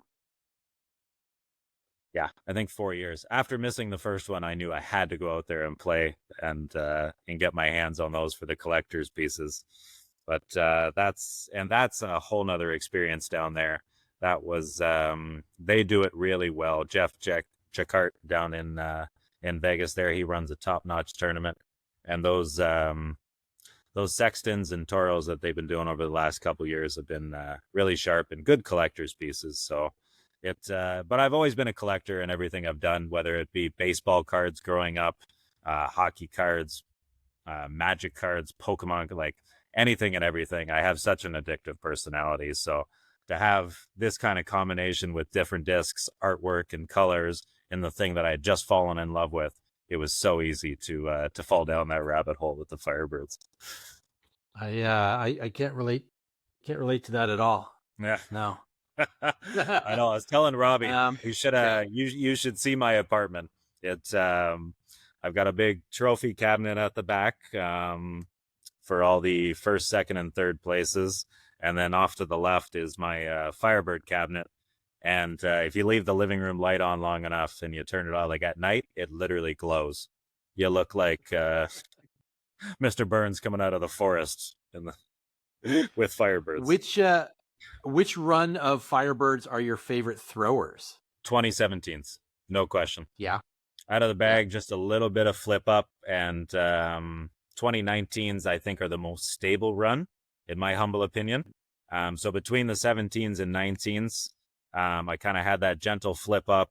That the 17 really didn't. It felt like a beat-in Firebird already, that everyone was trying to get their 15s, 16s, or 18s into, and it just felt like that out of the bag for me. So kind of fell in love with that one. And honestly, the 2015s, because they were 80 or $100 back then, I didn't really want to throw them. And now what they're living in bags forever. I could not bring myself to throw a $500 or $1,000 or $1,500 disc. I'd punch myself in the face before I threw that, as much as I would love to. But I don't have that much experience with the 15s, but I know they are very well sought after, and probably them and the 17s are probably the most valuable throwers, I would say. I've thrown a 15 once, and it is very nice. A friend of mine in Toronto bags one, and it is. Yep, it's great. Yeah, you don't see it very often. I'd love to even beat up used ones, like well seasoned ones will still go for 100 or 200 American now, and it's it's crazy to see. But one day I would love to get my hands on one that's beat in and used. And I'm sure I could if I searched it out, but I've already got so much in the bag that I'm comfortable with. I just don't know what it would replace, and it would be in there just for the talking point of having it in there. It's a solid flex. I'm not gonna lie. Yeah. Yeah. Well, no, it was a crazy addiction, and I'm glad it worked out value wise. And honestly, they were like currency back before COVID hit. It's sure. I traded for my black pound bag that I have now 2 2016s to a guy down in the States, and got a brand new $500 pound bag from that.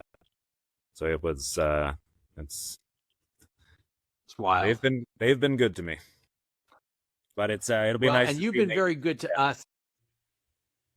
It will be amazing. Yeah. Are you doing the champs versus chumps? Yes, I'm gonna follow Mr. Holden around and maybe throw on, because I got to do it back in 2019, that first nationals out there in PEI, and I embarrassed myself pretty darn good on a couple of forehand. I think it was about 50 feet on hole 13 or 14, and I tried a forehand putt, and you could just hear the collective crowd of 60 people. Oh. We need redemption. In front of his idol, Nate Sexton. I know. And that was another. We had Sexton ran a clinic back in that 2019, and it was only me, Brandon Kehoe, and Hunter Trenier, and one other guy that went. So it was the four of us and Nate Sexton in a field for like our hour of our own, and it was. Every light bulb went on with my head, because I was trying to always flip up, the Mako 3 and everything and throw it flat. And he looked at me, he's like, you're already losing if you're trying to throw it flat, because the angle that you're going to lose it at, cut it in half like this, throw it on extreme hyzer, so it's going to go in this quarter, or anhyzer, so it's going in this quarter. If you're throwing it flat, it's going to be this breadth. And it just made the light bulb go on and connected so much for me in that first season. So that was another reason I wanted to continue supporting him, because he was just great. And that was my first chance to meet Paul Macbeth, James Conrad, Nate Sexton, every one of those big players, Simon Lazat out there. I got Simon's putters out of the pond from, what hole was that? Oh, the little island one where it goes down. It's a big right, or you're throwing down the hill and then it's on like a little tiny peninsula. 7. And Simon like 5 putted from there. Me and Brendan dove in afterwards and got those putters and brought it to him the next hole on the tee block. And he looked at us. He goes, "Those are bad luck. I don't want those. Keep them." And we were like little kids in a candy store, and I still have that putter at home with a little SL marking on it. Oh, that's incredible. Well, you need to champ versus chump, get redemption. Yeah, no, I think I'd love to go back on, and when I did it too, Derek Jones was on there, and they called him Canada Pants that round because he was wearing big Canadian pants, so he was known as Canada Pants forever after that. But he was playing MPO, and he came out and was throwing some shots, and Nate was just ripping him up for it. So I miss Sexton on Mike. And he's great for the champs versus chump stuff. We need more like that.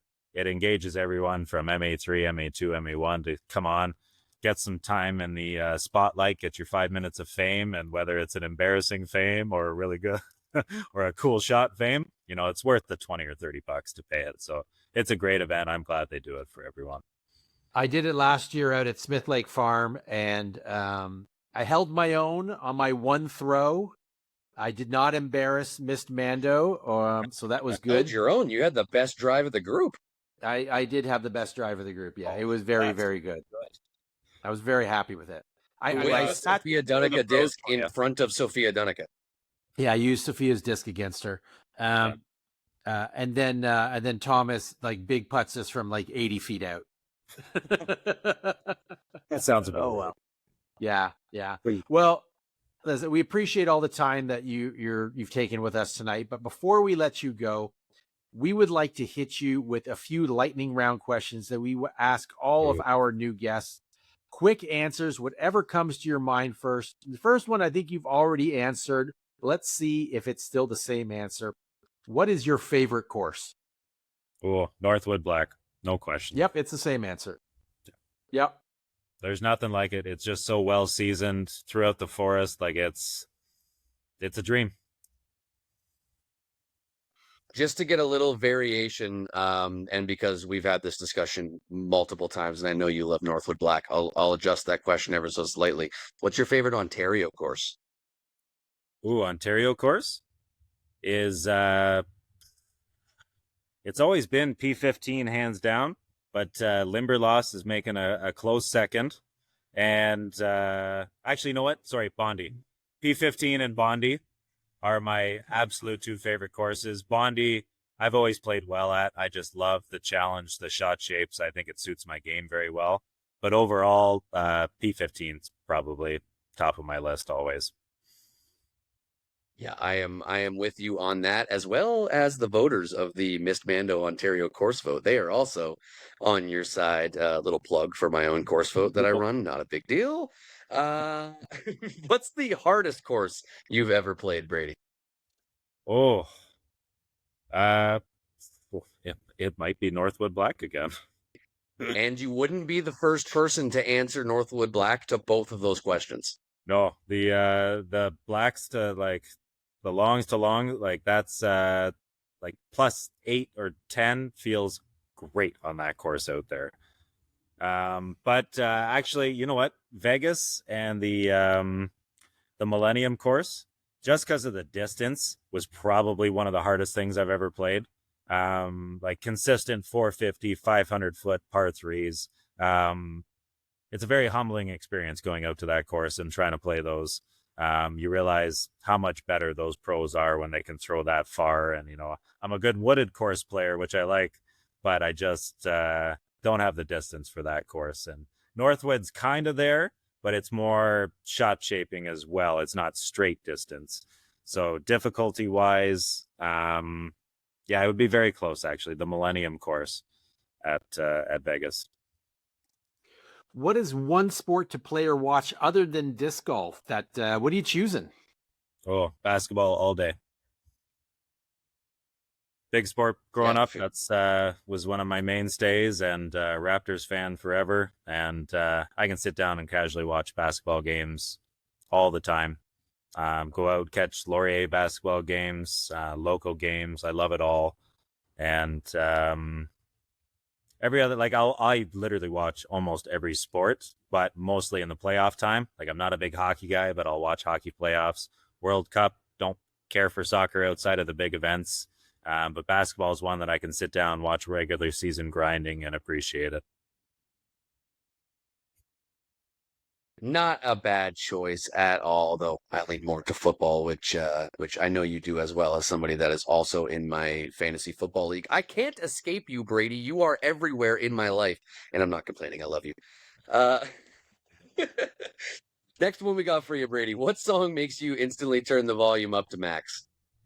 Oh, I mean, we listened to the entire album on the way out here. My Audio Slave.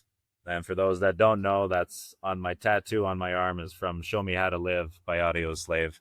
I'm a huge Chris Cornell fan. And when he met up with the guys from Rage, everything just clicked. So Show Me How to Live just cranks that to the max for me. I love it. And I can attest, as somebody that put on that song in a car with Brady, the volume did get turned to max. Next question. You're on a road trip. You are currently basically on a road trip. You're getting hungry. What is your favorite place to stop for food on a road trip? Ooh, that's honestly random. If I'm down in the States, I love Dunkin' Donuts. I am so happy they are coming back to Canada. My iced coffee with caramel in the morning and one of their turkey bacon breakfast sandwiches to die for. When I'm down in Vegas or at Ledgestone, that is my staple every single morning. I cannot miss it. I have to have it. But if we're up here in Canada, it's usually a Wendy's spicy chicken combo with 2 JBCs. Man, I don't know amen. how You I know stay I this love the skinny either. JVCs. I eat like a 400-pound man, but I have the metabolism of a champ. Makes no sense. The guy is 90% ribs. But got the appetite of a guy like me, who is much more rotund. Next one we got for you, Brady. What movie never gets old no matter how many times you watch it? Ooh. Grandma's Boy. Oh yeah, classic. I could watch that movie endlessly. There's so many quotes from that just dominate my day-to-day life that so many people really don't connect to, but I love that movie so much. The And old Adam Sandler crew. Last and most importantly, if you could have any superpower, what would it be? Oh, invisibility. You know, As creepy as that could be, and I could see the complications. It's always been one that like I'd love to be how many times do you say I'd love to be a fly on a wall in that conversation? So invisibility for sure. Two guests on this show today, you and Alasdair, and you both picked basketball and you both picked invisibility. Really? That's amazing. Yep. Let me ask you And this. before long, Alasdair What is will be Alasdair? kicking your Is he butt. forehand or backhand dominant? He's Do we know? definitely backhand dominant, but he has now added about a 270-foot forehand. Wow. So he at 12. Wow. Yeah. And I'd say he's backhand dominant, but he's also a lefty, so his backhands are the same shape as your forehands, as a righty. He can do 370 backhand flexes with a destroyer. That's we all saw the video of him throwing in at what course was that at again, Johnny G? Otonabee. Yeah. Otonabee. Crazy flex line. Strange that a 41-year-old and a 12-year-old enjoy the same sport and will have the same superpower. So I don't know if that makes me a big kid or him an old soul. But I love him already. Could be a little of both. I definitely know you're a big kid. I don't know Alasdair well enough to say that he's an old soul, but I can at least confirm the first part of that statement. And I will also say, Brady, how happy are you that you are an old man, not quite as old man as Sean, but an old man, and you can just avoid Alasdair as he comes up through the ranks, which I cannot. I am straight dead in his crosshairs right now. And that was kind of the part I loved about going up to MP42. I'm the Alistair of the MP40s, getting in there. I'm the young, fresh legs, and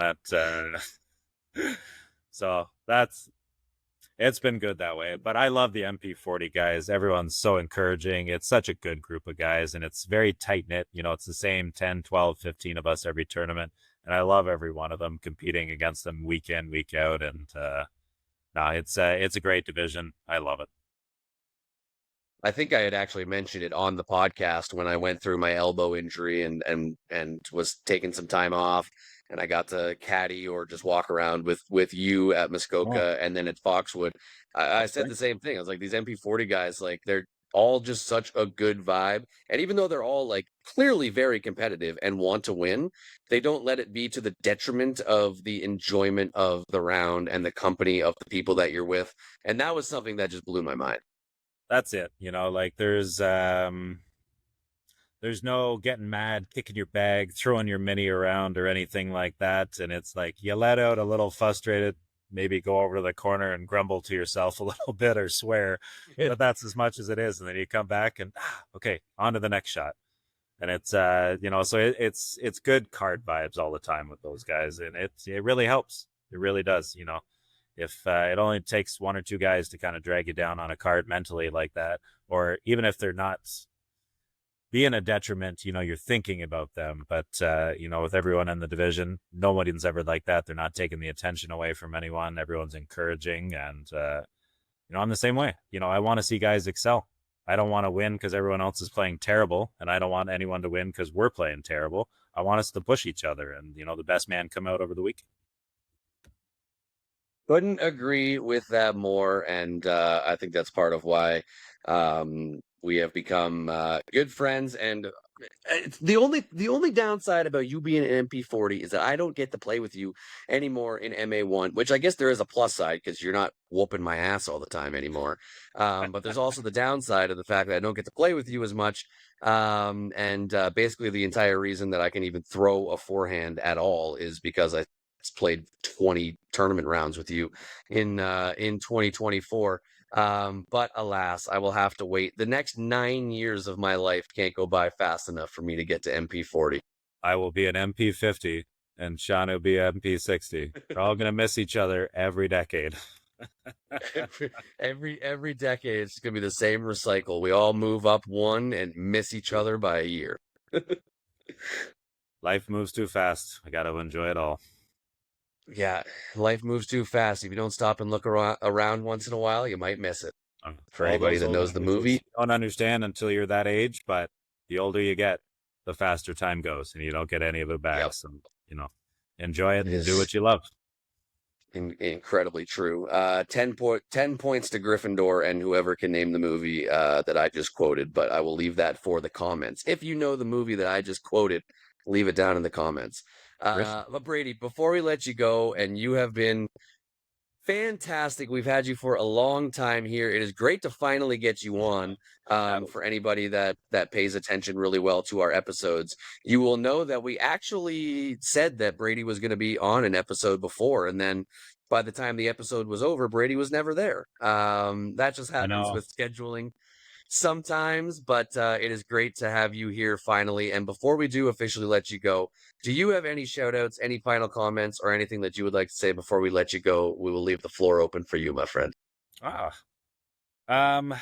Yeah, no shout outs. I have no sponsors, no love. I'm a pro Joe, a mediocre middle guy that just loves competing and getting out every weekend and playing with everyone. But no, shout out to every tournament director, all the time, effort, and money you guys go into weekend out.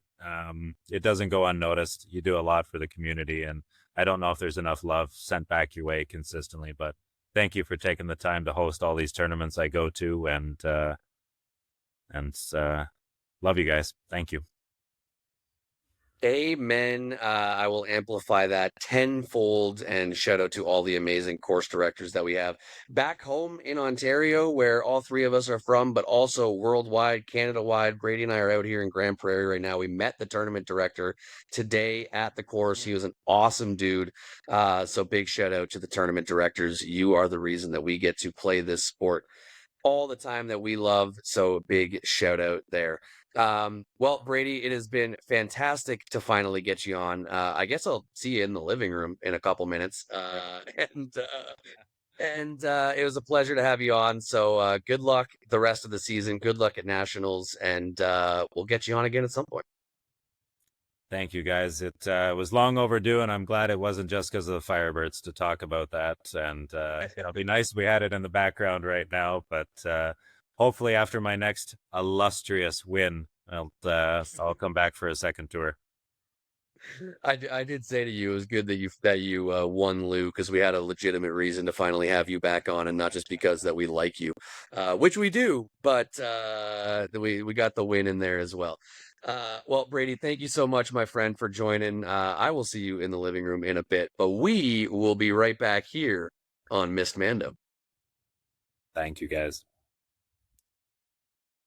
Oh, welcome back to Missed Mando. Thank you so much once again to Brady for finally coming on and joining us. We had meant to do that interview a couple months ago now, I think. But scheduling conflicts and whatnot, things get busy. But great to finally have him on. And I know I've said it to him. I think he's going to do really well this weekend at Canadian Nationals. So little Missed Mando bump, perhaps. You know, we've done that before. We bring the good juju. We're going to move on now to some Ontario news. We've got no general news, but of course we have some registrations to talk about. Let's go over to you, Shawnee G. A new tournament popped up since the last episode, and that is the Yeet in the Heat going down at La Fortune. La Fortune is getting a tournament, and it is completely sold out. So if you didn't see it already, you're probably not going to be playing. But I wanted to flag it because it is the first tournament to happen at that course in a very long time. I was able to get in.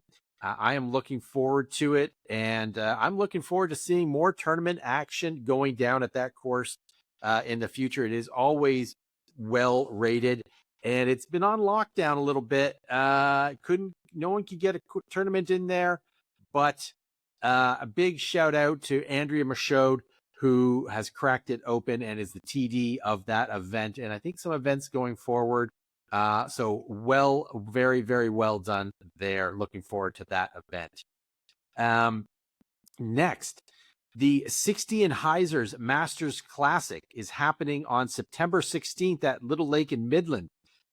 This is the next event in their midweek Masters series of tournaments. Registration for that opens on August 1st. After that, we got the Niagara Legends, which is another midweek Masters Series event, this one going down at Fireman's on October 22nd, and registration for that opens on July 30th. That's it for new tournament registrations, but we've got a couple coming up that wanted to highlight that still have space available in them for you to sign up and play. We've got the USDGC doubles qualifier at Abbey Gardens going down on August 15th. Somehow the Flats Classic at VA Barrie on August 15th and 16th still has some space, as does the Green Lane Open at Paris on August 15th and 16th. Same weekend. You got to make a choice. It's a tough call. And then lastly, the Eastern Canadian Amateur Nationals, ECAN, going down as always at the Eddyville Super Spin course on August 21st and 23rd. Somehow, I don't know, that one still got some space available. Great event on great courses. But of course, the most important one of all, the Missed Mando Mayhem 6, going down at Paris on Holiday Monday, August 3rd. We've got 25 teams signed up already on UDisc. Grab a partner, sign up if you can. It is going to be a lot of fun. I've got some extra diabolical stuff to unleash upon the course. Really looking forward to that. Disco Robbie and I are going to be going down on the 27th of July to film the course preview video. So watch out for that dropping. It's going to be a lot of fun. It's going to be ridiculous. You will probably hate us, and we are very comfortable with that outcome. That is a positive outcome for us. 3 divisions as always, $20 a person as always. If you don't have a partner, don't care, sign up. We will match you up with somebody, or worst case scenario, you might have to play with Robbie. So who will be coming off of a delirium drive from the knock the night before and basically heading straight to the course. I honestly don't know if he's going to be able to stand up at the end of this, but it would be fun if you get stuck with him as your partner. So that's it for tournaments. I'm going to send it back to you, Robbie. One thing I will say in my defense to that is that I did get my first ever PDGA MA1 win at Paris. That was the site of my first ever PDGA win, so I do know that course pretty well. But at the same instance of mentioning that, I have no idea what it's going to look like after Sean has gone through and inflicted some madness onto it, put the mayhem touch. It will be nothing the same. And yeah, I'm going to be a zombie. I'm going to be a zombie that day, driving all the way back from Sault Ste. Marie to Kitchener Sunday night, and then being there for Monday morning. We will see.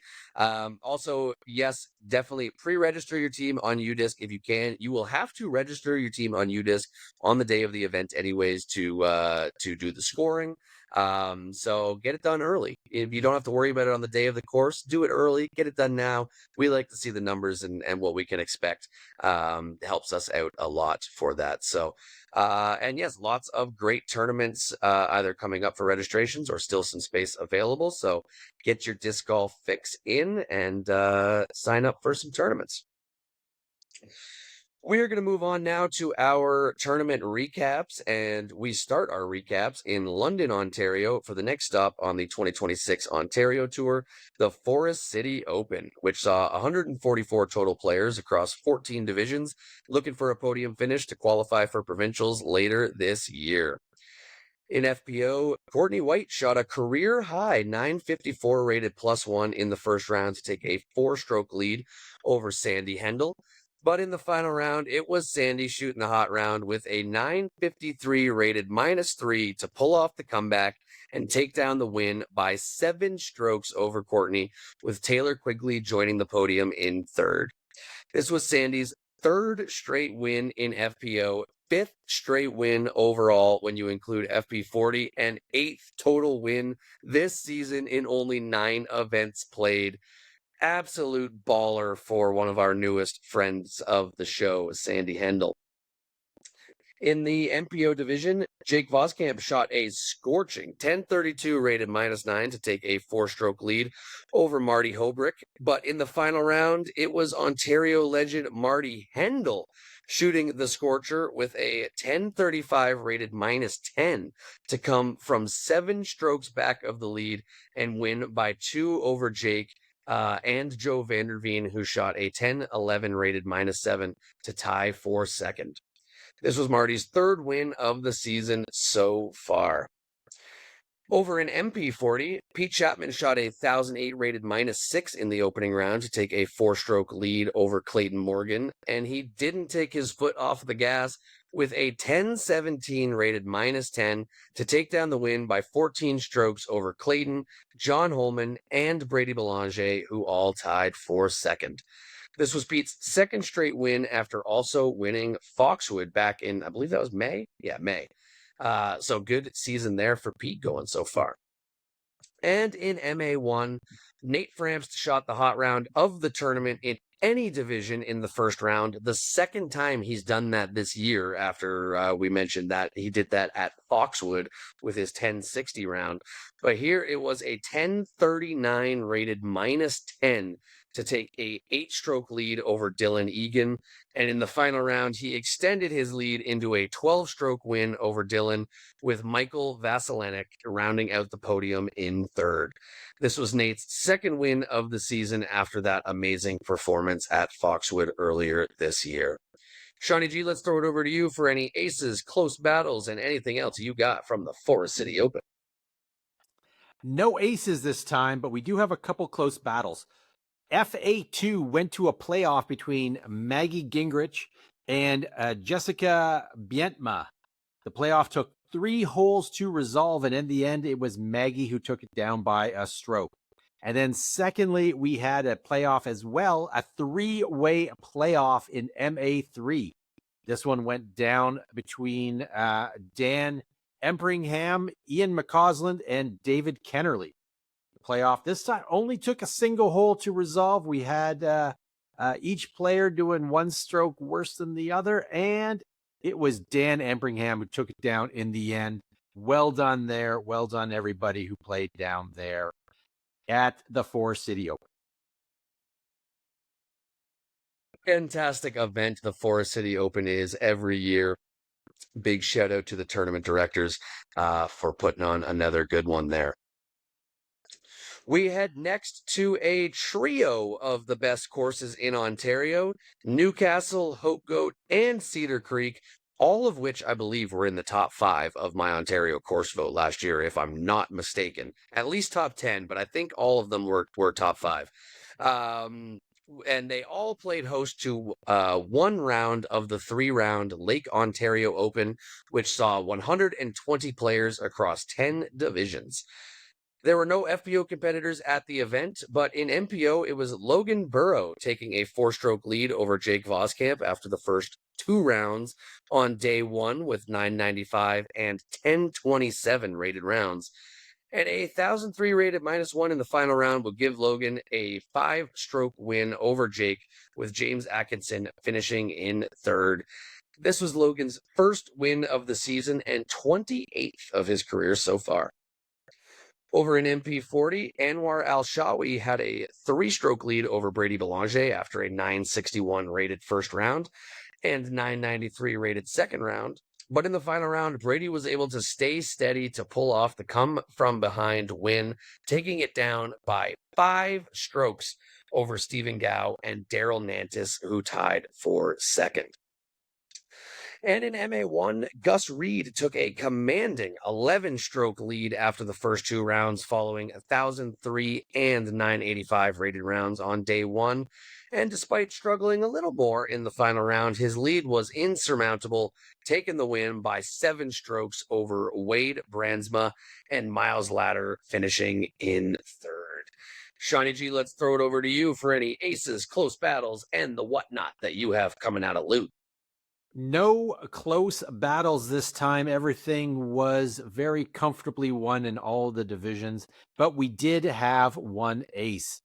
Love that. It was Brian Guthrie in MA60. He got Newcastle hole 14 red, 186 foot. This is that little around the corner jobby that I aced on a forehand with Mr. Robbie present. It was very sick. And Brian's ace was also super sick. Well done there. As we heard from Brady, this was a fantastic tournament, and love how the 3 courses complement each other, and it really creates a very diverse event that's going to challenge all of your skills. Very cool. Well done, winners, and thanks as always to the TDs. 100% a fantastic blend of courses, and as I mentioned, some of the best in Ontario, all there in one tournament. That's pretty darn awesome. Big shout out to all of the TDs, the course directors, course owners, all that stuff for all the work that goes into this event. It sounds like it was a massive success again.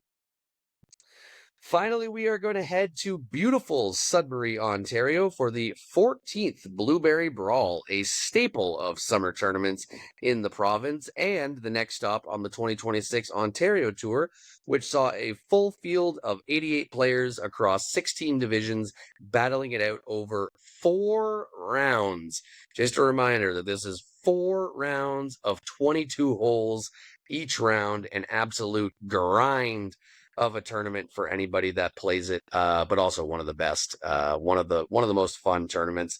Where else are you going to do a shot of blueberries before you tee off for round one? Nowhere else.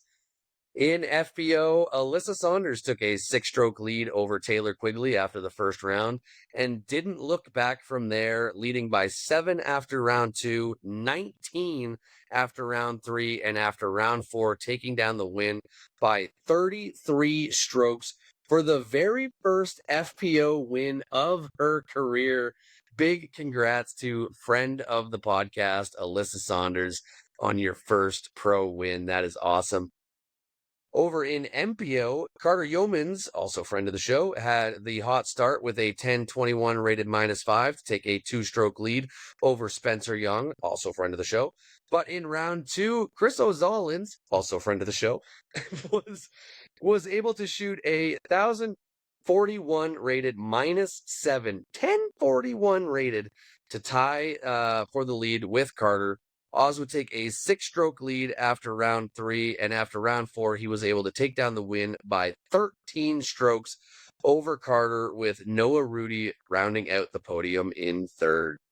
And finally, in the top amateur divisions, Chelsea Pike took down the solo win as the only competitor in the FA1 field, while over in MA1, Nathaniel Renton and Kyle McCutcheon were tied for the lead after round 1. But after round 2, it was Nathaniel with a 3-stroke lead, and he wouldn't look back, going on to win by 10 strokes over Kyle, with JF Menard finishing in third. Nathaniel and JF, I played with both of them today out here in Sault Ste. Marie. They are just everywhere. But Shawnee G, let's go over to you for any aces, close battles, anything. I think one of those players I just mentioned may have done something pretty cool. You are correct. We had no close battles on this one. Just so many holes of play. A lot of opportunities for separation there. JF Menard, however, MA1, bagged the ace on hole 8, reds, 252-foot shot. Well done. And another sprucer. Let's go, Chris Bunce, MA2. Of course, he got hole 10, red, 146-foot shot. Fantastic ace. Super cool to see. And wanted to give one more little shout out. We had Nate Renton taking down MA1. We had Jane Renton taking down probably FA60. I didn't even look. And then we also had Mike Renton podium in MA70. We had a Renton podium. Let's call it a sweep. It's close enough. Renton sweep. It's still not enough to get any of them on the pod, but still super cool to see. Well done, Rentons. Funny, I mean, the Rentons are just the best. Some of the best people that you will ever meet. I'm sure I've said it on the podcast before. Nathaniel is one of my favorite card mates. He's very similar to me in just very easygoing, obviously very competitive, but he's never going to really show it. He's good vibes all the time. I got to play with him today for a flex round. I get to play with him tomorrow for a flex round, and he is on my card for round 1 of the Canadian National Championships. I fly halfway across the country just to have Nathaniel Renton on my card again, and that is not a complaint whatsoever, because he is the man. But also big shout out to JF, who I did see today as well for that flex start. He did explain the hole 8. He said he was like a high forehand, and it actually landed beside the basket and then just had the most gentle little bounce into the basket. It just did a boing right into the basket. And also big shout out to Chris Bunce. For those not familiar with that course, hole 10 is it's not very far, but it is straight uphill. It is very, very, very uphill. And that's just a really cool ace. You can track it the whole way up. And I can just imagine him and the rest of his card mates going, oh my God, oh my God, oh my God, as it's getting closer and closer. So big shout out to those guys there. That is going to do it for our local recaps, and no general disc golf news to talk about, but we are going to move on to our Pro Tour recaps. These are going to be pretty quick because I am going to be honest, I have not watched much Pro Tour lately. At all. But we will start Hold at on. the Heinola Open, Shawnee G. No, we must hold up because it should be in no way surprising that my co-host Robbie Holden once again neglected a Masters tournament when he was Whoops. writing his tournament recaps. This makes it, I think, 3 for 3 on the year, something like that. I think so. His latest ignored tournament is the Cold Creek Extravaganza 3 that went down at Cold Creek Conservation Area in King. This event saw 48 players across 7 age-protected amateur divisions battling the course and the orange wildfire smoke-filled skies. That day was like the worst of the days. It was orange. It was bad. But notwithstanding that, in MA40, Taylor Clark shot an incredible -23 across 2 rounds, averaging 980 for the event en route to a 4-stroke win over Brian Nugent. In MA50, friend of the show, and apparently not good enough for Robbie to have mentioned or done a write-up or even paid any attention to, Tobin Isaac, he shot a bogey-free -18, 944 rated event to take it down over Patrick Gillis.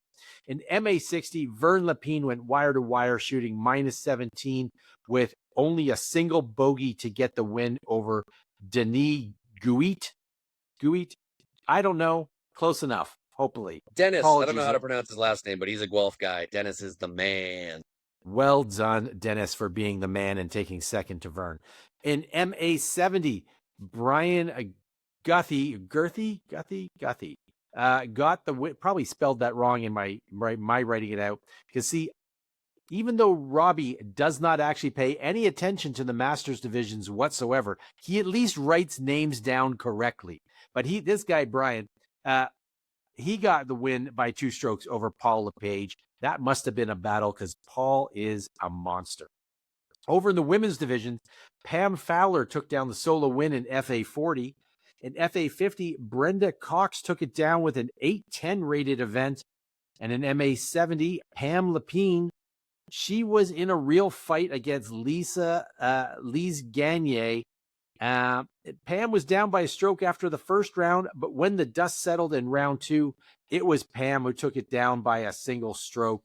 Super cool. Well done. And we even had an ace. John Ashwood in MA50 got the ace on hole 5, 123-foot shot. Well done, everybody, for battling the air that you had to breathe and given no respect whatsoever by my friend and co-host, Robbie Holt. My sincerest apologies to all of you old folks, which I can say for the next 9 years until I get to MP40 myself. My sincerest apologies for the overlook. Yeah, I got no excuse whatsoever. But it's turned into a bit on this podcast. So You're nothing if not consistent. we'll run with it. At least one thing we can say for sure is that Sean Galbraith is certified not a names guy. We've discovered that on this podcast. So my apologies to anyone that he gets the name wrong of. I obviously bat 100% on names. No, I don't. Never. But we will move on and get now into our Pro Tour recaps. As I mentioned, I have not been very up to date on the Pro Tour of late, but I do know this: the Heinola Open, going back, I guess, 2 events now. We'll get into the second one in just a bit. But the Heinola Open was the last event over in Europe before all the players come back to the U.S. for the rest of the tour season. And because this was actually so close to the USWDGC going down in Utah, the FPO division actually wasn't an elite series. It was counted as an elite series, but it did not count towards tour points. So you didn't get any tour points from this. They were counting Euro Tour points. So if you were a European and were wanting to do well on the Euro Tour, you could get points for that. But starting in FPO, we had Anniken Sten finishing at -10, taking down the win by 2 strokes over Julia Forge. And another stroke back of her in third was Katie Tate. I believe Julia went into, I think it was Yulia and Kristina Yurchikova went into the final round tied for the lead.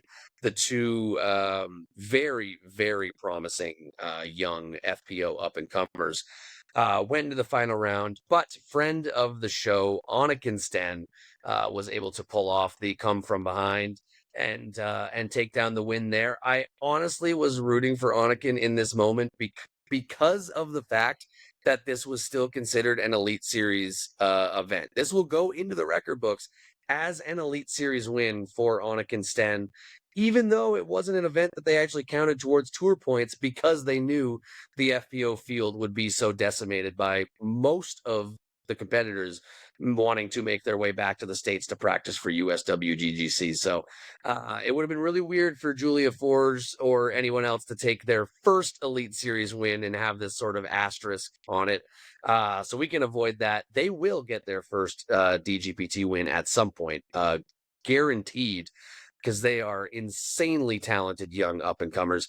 But over on the MPO side, we had Gannon Burr taking down the win by 3 strokes over Calvin Heimberg and a trio of players, Fritjof Fagergren, what a name. That is awesome. Bradley Williams and Daniel Davidson all tied for third, 6 shots back of Gannon Burr's lead.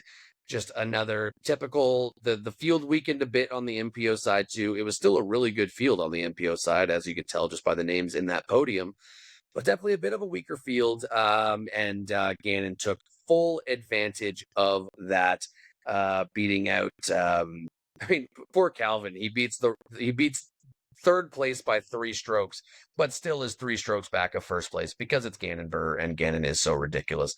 So Shawnee G, I'll throw it over to you. Did you watch any of the Heinola Open? Were you able to catch any of it, any highlights or anything like that? What were your thoughts? Only caught a little bit of it because of the time difference. It was a little tough. Yeah, it was. It looked like a fun event. Yeah, that's it for me. Yeah, not much on the Heinola Open. Apologies to the actually, I guess one thing I'll ask you about, Shawnee G, is did you see the course owner's comments directed at Gannon Burr after the event? And what, if any, were your thoughts on that? I saw them. Everybody saw them. It was, listen, I get it. Like, you're frustrated, and you have the best player in the world there, and people come to see him. It'd be nice if he was able to stick around, but he wasn't able to, and it sucks. He apologized for his comments. Gannon apologized for not being able to stick around. It is what it is. But I thought the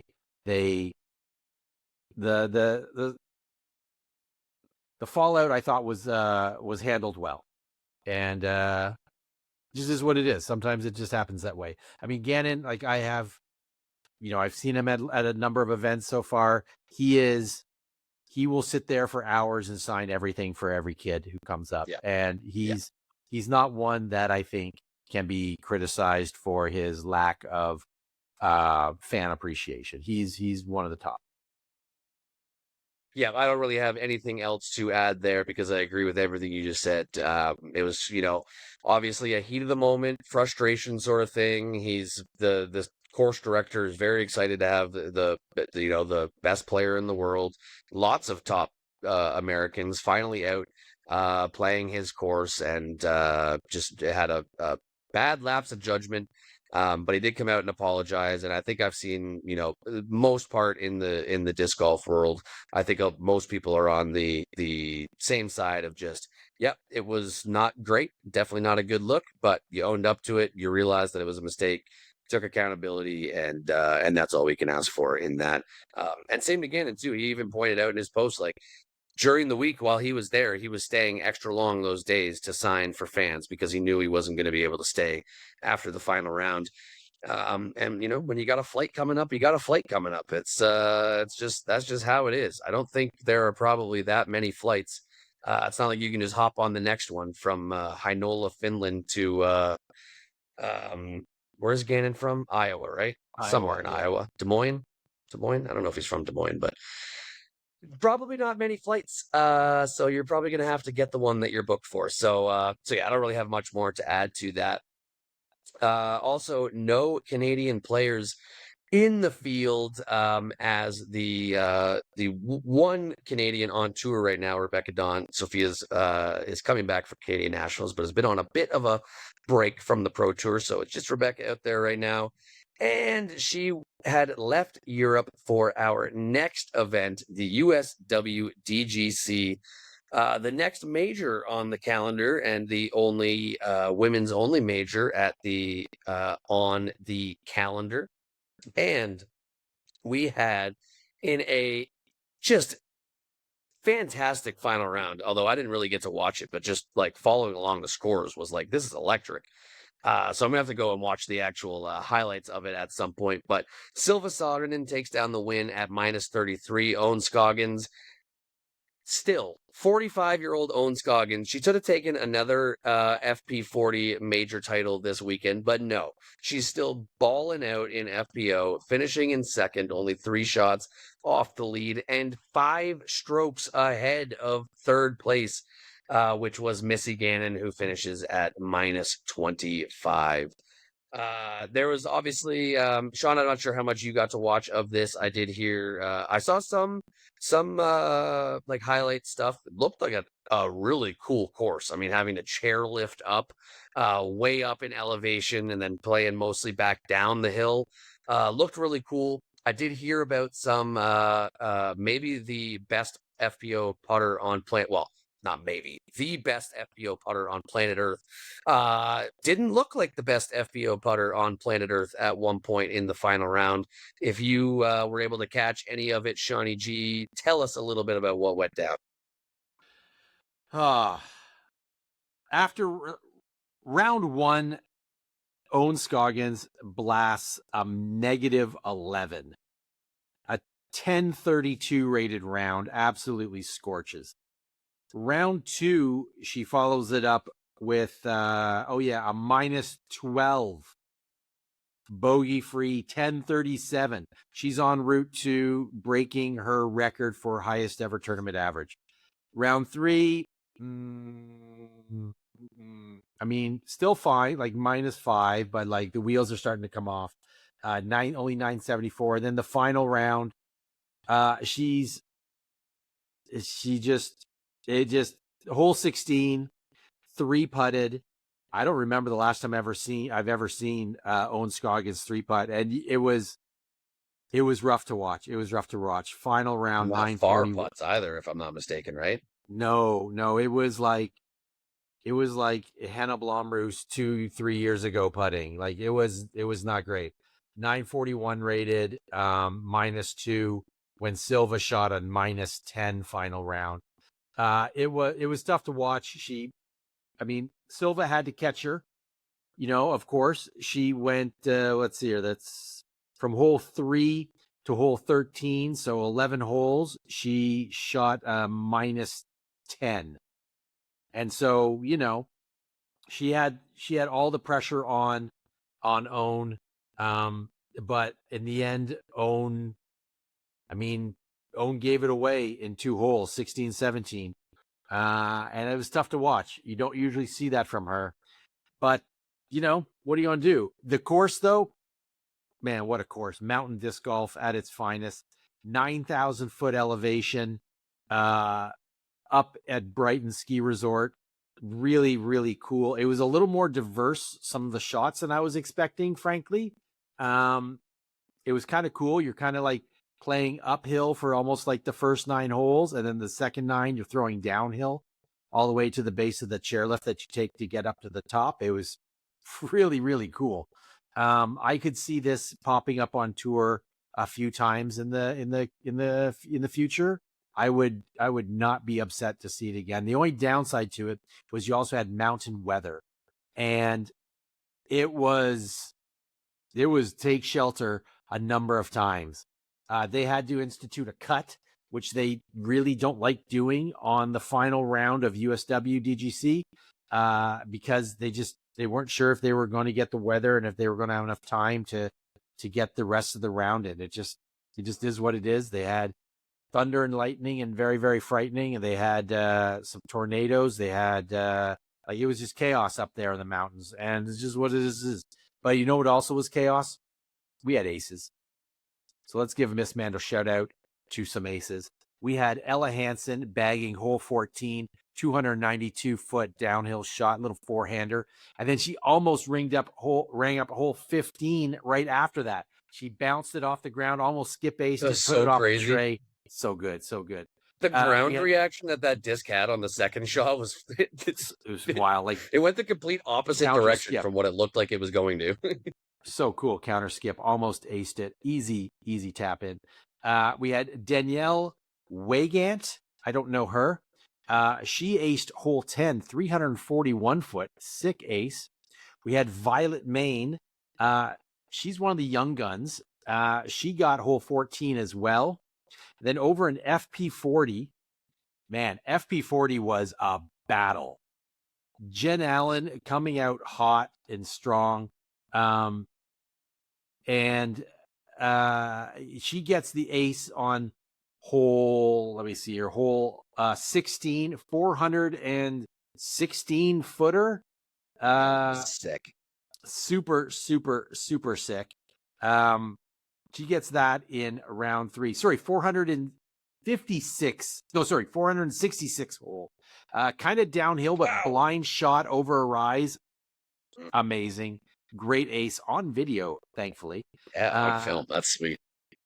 By the end of round 3, Jen Allen was up by 6 strokes over Lisa Fakis, but Lisa Fakis goes on a heater and shoots a -7 to Jen's even par in round 4, including her own ace. She aced hole 14, 217 footer. And that was the TSN turning point, it seems, because she took it down by a single stroke over Jen Allen. So cool. So cool. Also, let's give a shout out to Juliana Corver taking down FP55 by 20 strokes. Real close battle over Kim King. And, of course, friend of the show, Elaine King, taking down FP60 by 2 strokes with a -38 for her tournament. So cool. This is such a great event. Great event in a really cool location. Also want to give a shout out because I was following along in the FA1 division. 2 Canadians that did incredibly well. We had Annika Wiebe from Winnipeg, Manitoba, finishing in 4th place early on. She was up near the top, or maybe she was actually, was she? I just went through every single round. She was either tied for 4th or solo 4th after every single round. Got there and didn't move from that spot. But also a big shout out as well to Katana Taylor from, I forget, I know she's from Ontario. Is it Toronto? Do you know, Shawnee G? I believe born in Oshawa, currently lives in Bradenton, Florida. Yeah, currently down in Florida, but Canadian, and finishing in 7th place. So fantastic performances from, those are the only 2 Canadians in the FA1 division, and both finishing in the top 10. So incredible performance there. But let's give did we give the shout out yet to a friend of the show, Rebecca Dawn? Not yet. In FPO? Perhaps you've heard of her. She finished an amazing 8th place. Career best finish at a major. Career best just absolutely amazing.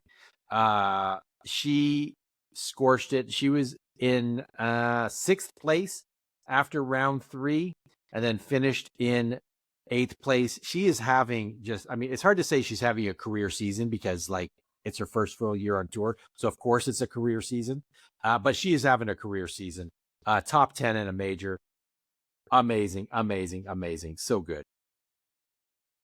I mean, I think you can say career season because she had last year, capped off with the Rookie of the Year award as well, and just continually improving and getting better. And I think that recently set a career high for rating as well, if I'm not mistaken. And a career best finish here, going into Ledgestone, which I believe is currently her highest ever event finish. I believe she finished 4th place at Ledgestone last year. Highest event finish on the Pro Tour, I should say. Yeah, lots like things are going great for Rebecca right now. We would love to get her on some point again soon, which hopefully we will. But fantastic performance out there. And yeah, big. I mean, that Lisa Fajita getting spicy in the final round to pull off the come from behind. Absolutely love it. As somebody that is, I mean, Jen Allen too, I've watched and admired for a long time, but as somebody that's been watching disc golf for nearly 10 years now, actually, I guess it would be 10 years now. Jen Allen, Lisa Fakis, these are names that I remember for a long time. And to see Lisa, I believe it was her first ever major in any division. She didn't have any junior majors or anything like that. This is her first PDGA major. Getting it done in FP40, incredible job. Jen Allen has enough majors at this point. She can wait her turn and take down the next one. But Shawnee G, let's throw it over to you. I believe that is it for us on the show. So why don't you take us out of here, my friend, and wish some luck to players at tournaments coming up. Thank you very much to Alasdair and Brady for joining us tonight. Fantastic chatting with you, learning more about your careers, and excited to see both of you continue on in 2026 with very, very full calendars. Speaking of the calendar, good luck to everybody out there. If you're out there in Grand Prairie playing Canadian Nationals like my boy Robbie, or maybe this weekend you'll be joining me out in Guelph for the Royale, or you're heading out to Eddyville for the Eddyville Open. Maybe next weekend you're playing the Yeet in the Heat, or you're up at the Knock, or most importantly, you are playing the Miss Mando Mayhem 6 in Paris. Still time to sign up and get on it. Wherever you're playing, have fun, throw well, and we will see you